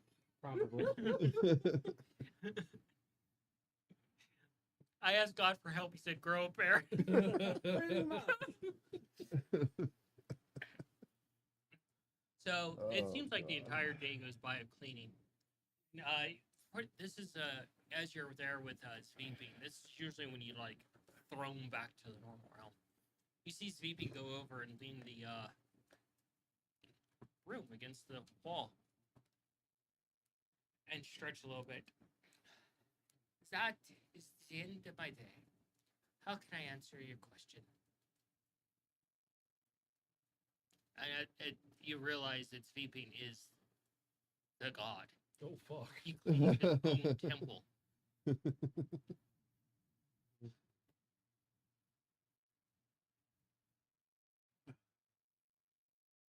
Yeah, I have lots of questions, and I don't know. I guess I just gotta find a way to get used to just being lost. Takes a leaf, throws up in the air, and it gets lost on the wind. All of a sudden, my chest starts to hurt. That's all the emotions. Oh, God. Ow. Wow. Oh, man. That was just. At least all this laughter didn't happen while you still had to go to the Oh, bathroom. God. That was terrible.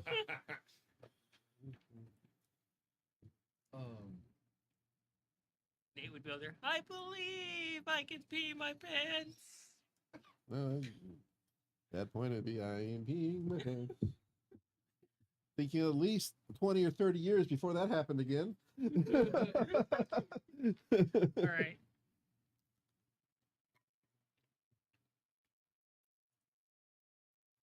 Yeah, every time I want to try to prepare to do something, my immediate family likes to just kind of bull rush forward. I mean, don't get me wrong, it usually works out, but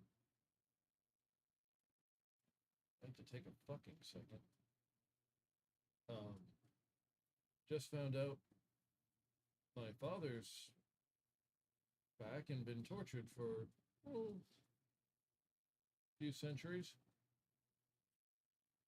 So he's on top of being stir crazy, very traumatic, very outgoing, very outgoing. I have absolutely no idea how the fuck I'm going to tell my sister about any of this. Followed up with, by the way, here's our dad. And yeah, now I also have this really nagging question of why I was unbound, and I'm pretty sure as part of the Mustachioed Menace's plan.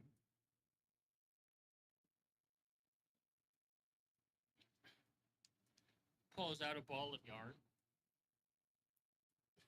Starts undoing it, looking through it. Just going through the yarn. Oh, and apparently I'm carrying the secret of my people on how we actually came into being, and I have no idea how to unlock it. Other than keep trying. Keep sleeping. Yep. They throw the ball of yarn over their shoulder. I checked your ball of yarn. Your path isn't determined. And you realize you just threw your string of fatal fish. It's like nothing determined there.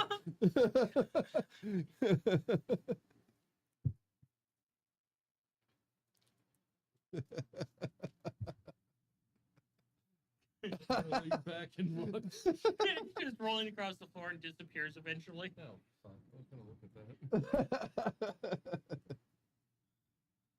Just saying, a little heads up on what's coming up wouldn't be a bad thing.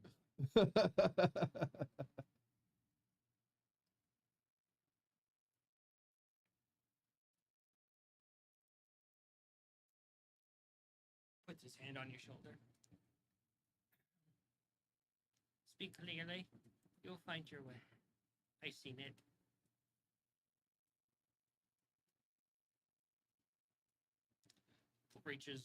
Reaches in his robes, pulls out something, and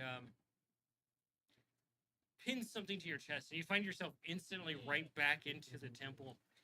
And you look down, and there's a pin stuck into you. And it says, it's a gold pin. It says, I'm trying.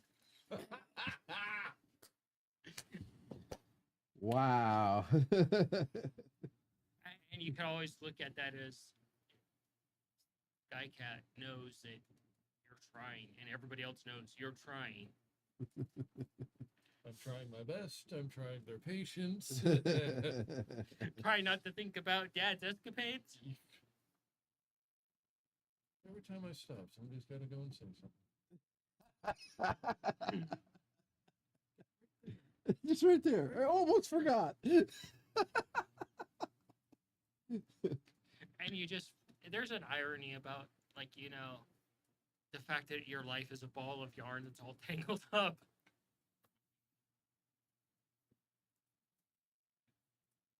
Oh, man. I need to change my allergy medicine again. So, well, at least now Plumetree makes a little more sense. He's found a way to kind of go through the yarn in a different way than the rest of us. you guys eventually find yourselves back together. You're like still kind of grumbling to yourself about the fact you're like, I didn't ask my question.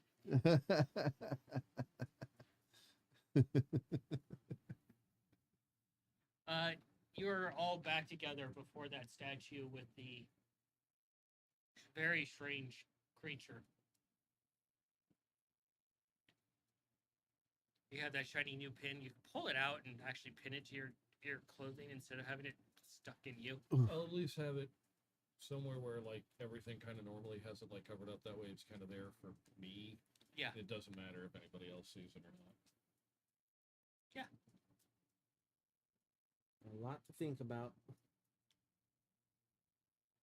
That was interesting. Cayenne is just in there looking like a ditto.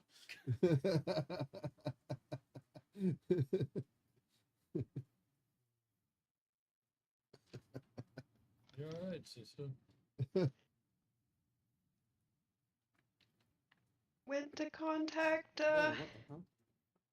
1 second. go to That happens. contact, Pappy and, meeting Aunt. Okay, why is it suddenly not working anymore? I Let him figure it out. Carry on. You just heard what she said. So she just went to meet. She wanted to meet Grandpa, and she met Okay. her aunt. It's working now. That was weird. Your Right. aunt. Your aunt is Father's sister. also one of the. Oh, Well, how'd that go? She is very nice. Well, That's that's good. good. Yeah. And a satyr. Satyr. Oh, interesting. That's And the interesting. deity of mischief. See, fun and games is good. She sounds great. What's her name? Her name is Ocil.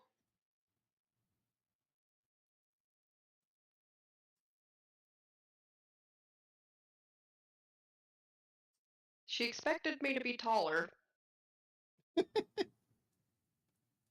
And then she shrunk me, and I fit in her hand. All right. Just mischief, yeah, I can see that. Yeah.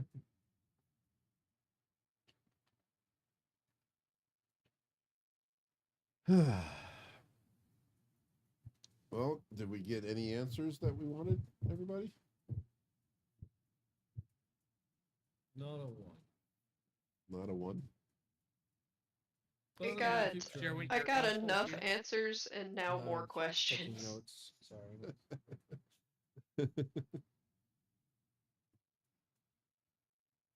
Yeah, just kind of open to show a list of scrolls. I know the feeling.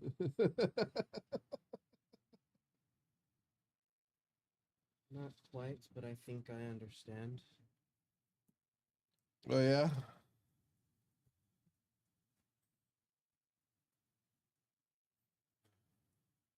Well, I still have so much more to learn. yeah.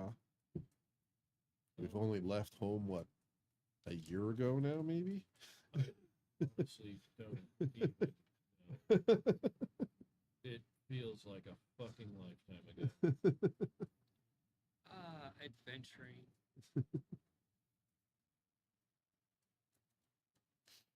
Oh, by the way, Scab, Yes. the whole learning thing, you're going to want to find a way to come to terms with the fact that that never stopped. Yeah.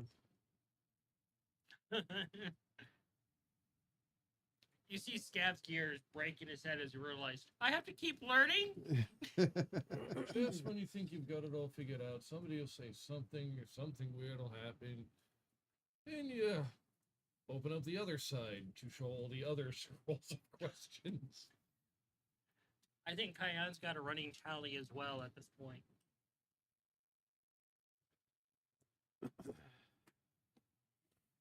Oh, So, as you discuss things, you're able to head back to the ship with your business finished in the astral sea for now, yeah. I don't And a know that place to- necessarily is anything else we can do here. and a place to return to at a later time once more immediate things have been dealt with. You're able to return back to the material plane. It will take about a week's time. However, during this meeting, Maggie comes in, looks around. He's like,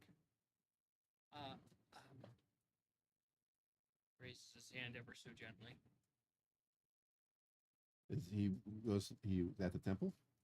No, this is when you're back on the ship. Oh, preparing to okay, head okay. home.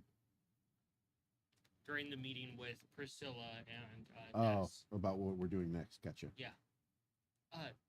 Raises his hand gently. Maggie, you're a customer on this ship. It's no intrusion, and if you give me just a few minor resources, I can plane shift the entire ship back. in mere moments. The I think entire that's ship. really a question for You'll have to No, ask the no, captain for yeah. that. Priscilla's like, what? The entire ship. Maggie's like,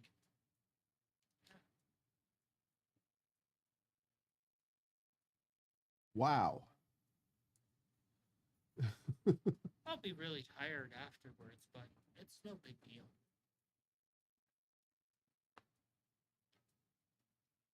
Captain. Priscilla's like, she reaches up and she rubs her forehead and while looking at Maggie, and she's like, little cat, we're saying that you can take my ship and put it back on the material plane in a matter of moments without us going through our usual process. Maggie's like, yeah?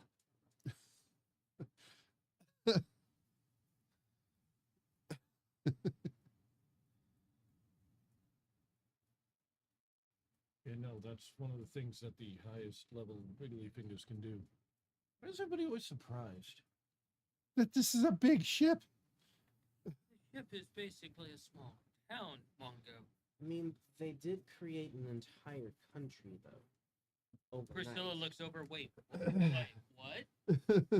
Oh yeah, no, one of them found or created a spell where they can drop fucking mountains on people. They probably just did that Okay, a bunch. I don't need to hear any more.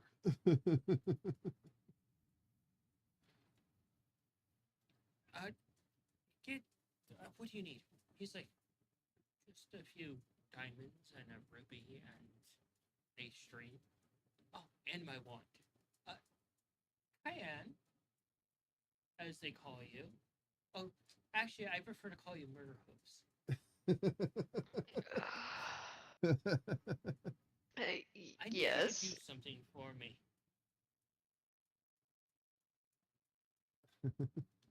Ask away.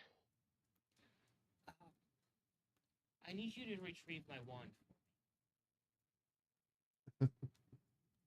What? Where is it? Paladin, I will need you to make sure I don't die. I don't like where this is going. Also, I'll hand over the ruby that he needs. He takes it and he puts it in his pocket, and Priscilla hands over a few diamonds and he puts those in his pocket. You're gonna have to cut me open in my midsection and reach in and find the dimensional pocket where I hid my wand away. Same day, or is this like a next day? It's later in the day. Okay, so I don't have my lay on hands. Oh. I do, however, have all my spell slots. You want to repeat that, bud? I hid my wand away inside of me. There's a dimensional pocket that I put inside of myself where I put my wand. Unfortunately, I sealed it with Cayenne's mother's blood, so she's the only one who can get it out. Huh.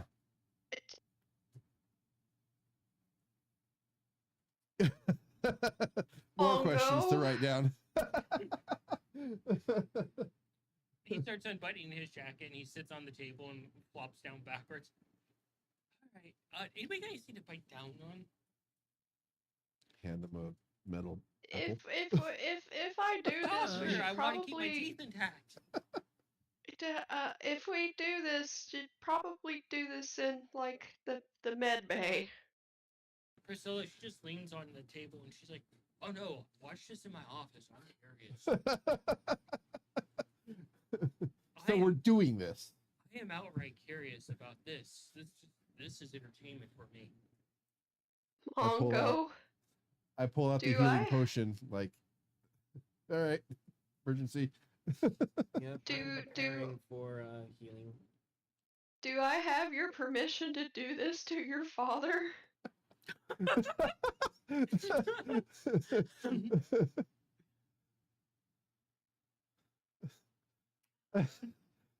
Here's his response. Take a drink. Hands it to his father. Yep. And after that, the captain. Priscilla is or Chad said, Priscilla being curious is terrifying. Just when you think the woman doesn't get scarier. Priscilla, not to overstep, but shouldn't you like tell your crew? We're in my office. Okay. I'm just saying. Okay. Some of them Did might I be get- very surprised. Did I get permission to do this? It's kind of his body, his decision. So That's what your mother said. I swear to God, I do not want to know the fucking contents. Something softer to bite No. down on. Okay. Yeah, I'll pull out a piece of wood. I'll grab some. See if I got like a spare piece of leather or something. He wraps around the wood and he bites down. And he's like, all right, coming up in like Thanksgiving dinner. Oh, this is. Did you gonna want to be a maybe give her mess. like an exact location? Oh, it's Just cut you open and reach in, huh? Well, how do you know she's going to wind up getting her hand in the pocket that you had for your prison and not like squeeze your heart, details. which are kind of fucking important. Just do it. I guess Cayenne will commence Do you with guys wanna hold his surgery. arms? I'll get Yeah, his I'll leg. hold them down. Priscilla's like she takes out some granola and she's just gently nibbling on it while watching. Is it in like a white and red striped container? A small one. Yeah. Yeah. Do this. I will go ahead and conduct an act of heroism and give him some temporary hit points. Roll medicine and roll an investigation. I'm pretty sure Cayenne would know what internal organs feel like at this Yeah. point. More than likely. Especially scabs. Medicine is a 10. But investigation is a 15. So she just puts the blade in and she doesn't like give him a moment. She just sinks it all the way and she's like pulls it back out gently and then just kind of pulls it along, just splits open, and puts her arm in and starts feeling around. And it feels like normal internal organs. You're like probably thinking he's a little insane, and then you just watch as she goes all the way up to like her elbow, then all the way up to her shoulder, and you just feel More- coldness, like she More distance than the body Yeah. can provide. and you're like realizing you're like reaching into is essentially a storage space, like bag of holding or something, and you're kind of feeling around into this empty void. You just see He Cayenne all installed a small TARDIS in his gut, and she just found the door. and you see her all the way all the way up to her shoulder is inside of his stomach. Are you okay? He's like, as he coughs up blood around the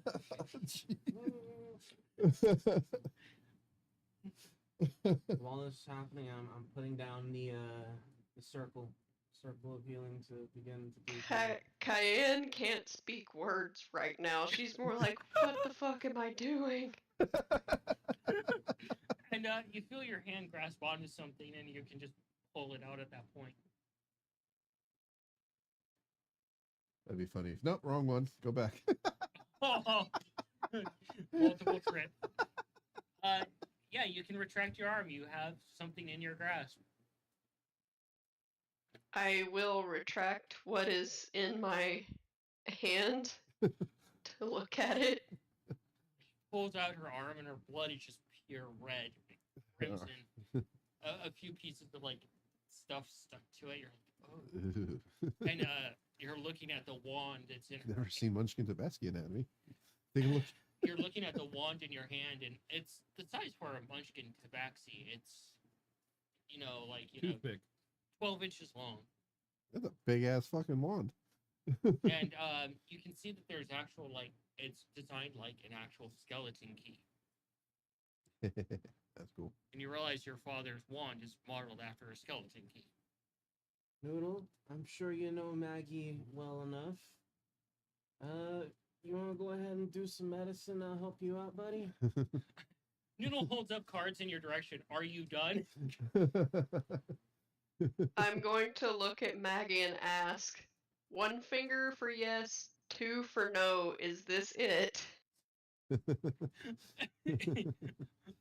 Wiggles his big toe. I think that's a yes. Yeah, I mean, you can't have Well, that swinging. found it. Someone, like literally has to know. So, yeah, you're able to close him up, and Use my cure wounds at second level. Well, maybe let the one doing the medicine do some medicine first. Well, yeah. Make sure everything's in place That's properly. roll a medicine or Cayenne. Oh, I thought Noodle was doing it. Okay. I will help. So you would have advantage. You never thought you'd be doing this? And... Nope. Nope. With advantage is a 24. Nice. Yeah, you make sure all the organs are back where they should be and everything is lined up, and you do a light stitching really quickly. You're like, this is not on the list of things that you thought you would be doing. Not at all. And at that point, you can Hand use a the healing that you potion rolled. over to Maggie. Here you go, buddy. 6 healed. Yep. Maggie sits up. He's like, he pulls the leather out of his mouth. He's like, oh, I don't recommend that. Why would you put a bag of in your... What is wrong with it? Would you have looked there? Would you have That been is- able to look That is there? fair. It's brilliant. Whose idea was it, Maggie? Yours? Brilliant. I was bored one day, and I'm like, hey, what if I put a bag of holding inside, or a dimensional space inside of me to store things? Yeah, but the problem is getting stuff into it. Oh, that was Ouch, not a problem. Yeah, getting that stuff out is a problem too. That is true. Entirely true. Yes. Thank you, Kyan, for your assistance. Oh, that hurts to move. Well, drink the potion, dude. You're Try very to help him welcome, up. Maggie. You're standing there, and your entire arm is crimson with Maggie's blood. Then you can make another offering if you wanted to. I mean, I guess. Maggie drinks the potion. Oh, artificial cherry flavor.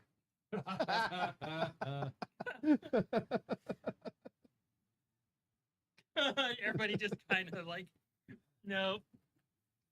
So this is probably not the right time to ask this, but I don't know when will be, so fuck it. How did you get the wand in Goody Two Shoes, or did you make this one after, or because how would you hide that from him? I figured they were up to something, so I just hid it away quickly. Yeah, but then wouldn't Goody Two Shoes know about it? Yeah, Well, why are we calling him Goody Two Shoes? Wouldn't it be just his better half? Or other half? he takes the wand ever so gingerly, and he's like, indigestion. I've never drank a full one, so yeah. You're realizing what you guys just did. No. What some of us witnessed, what Murder Hooves did via request. Makes like a he uses his own blood since it's like readily available is the ink to make the casting circle. Right fucking there.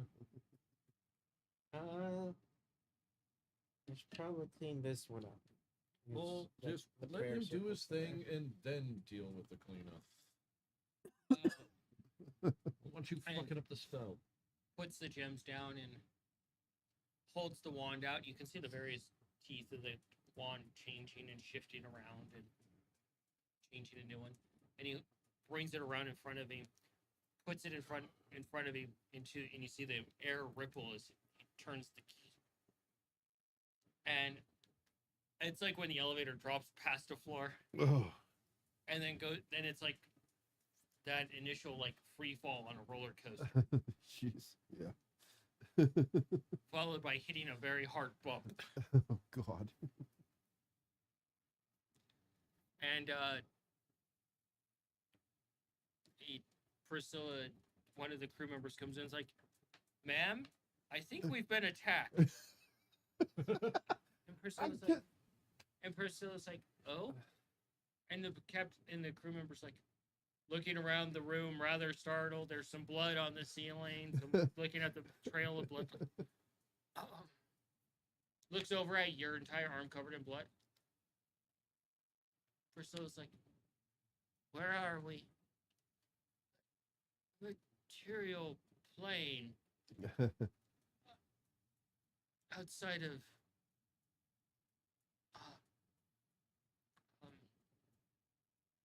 I'm gonna go now."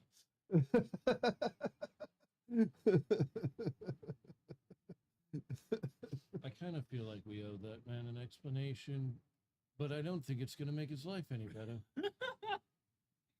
You know, she's the captain of her ship.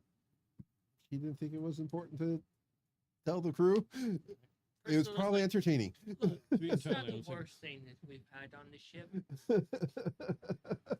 There was one time when we had to institute some new members of the crew because some certain critters got out, and it was a rather gruesome bloodbath. But fighting the way line back to where it needs to go was wonderful." Okay then. Well, She heads out. She leaves the crow's nest and she goes to her office. uh-huh. She goes and checks and she comes back. We are outside Casile. Wow. And Maggie's like, "Told you," and he bonk falls forward, passes out. I'll try to catch him if I'm standing close enough. Sleight of hand with disadvantage because he's covered in blood. Yep, fair enough. I will choose to take that disadvantage away from him. So just regular. Just regular roll. Yeah. Oh, Yep. okay. I think I'd have my sleight of hand fucking memorized. Should be close to mine. We have the same. We have close. Place Those my skills. hand upon his 19. back if he catches him. Yeah, you catch him. He's a little slippery, and you're like, oh, old man's out again. I will use the remainder of my lay on hands upon him to help him get some rest.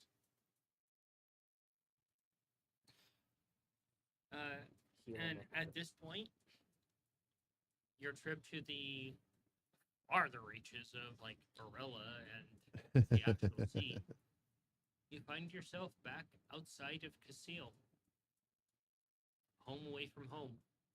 Are any of you gonna look out the window? Yes. Yeah. You look out the window. You leave her office. Are you looking, Cayenne? Yeah. I'd help clean up all the blood. You look out the window and to Casile. It's just as you left it, but however, there are several warships docked there. Oh, Mm.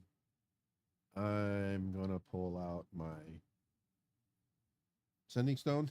I'm gonna tell Willem to let her know everything's fine. The ship just appeared out of here. Not an attack. Willem, it's us.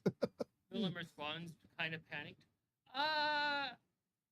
Wait, you're on the mall? Yes, Tell Priscilla hi, will do. and she still owes me a drink.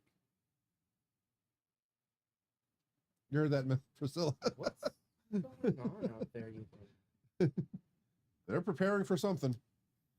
Well, I thought it was important to tell her right And away. Priscilla comes over, grabs you by your hand, and picks you up, and she's like, Willem. And Willem's like, hey, Priscilla, how's that specialized gunpowder working out for you? And she's like, good. Very good. Oh, good. Thank you. Yeah, good to know. We have to catch up and have a drink together. And Bristo's like, I'm not launching you out of a cannon to another ship again. That sounds like fun. Nikolai would fucking say that. Of course, Nikolai would say that. And with that, we're going to bring this section to an end because the questions that are now presented are like a whole nother session's worth of gaming. Yeah. Warships everywhere. Great. There's at least 15 warships that you can spot. Jeez. Recognize any banners? No banners are flying. So they're docked. No, they're active, but it's not how they know who allies are. They don't need to fly flags. Yeah. Gotcha. And with that, we're going to close this session. And we hope those viewers that joined in have a wonderful week. Hope we didn't freak you out too much with some of the content tonight. Those that are watching this probably know. They're probably used to it at this point. Yeah. Say goodnight, everyone. And good night, Good everyone. night, everyone. Good night, Don't forget everybody. to tell your friends. Thank you.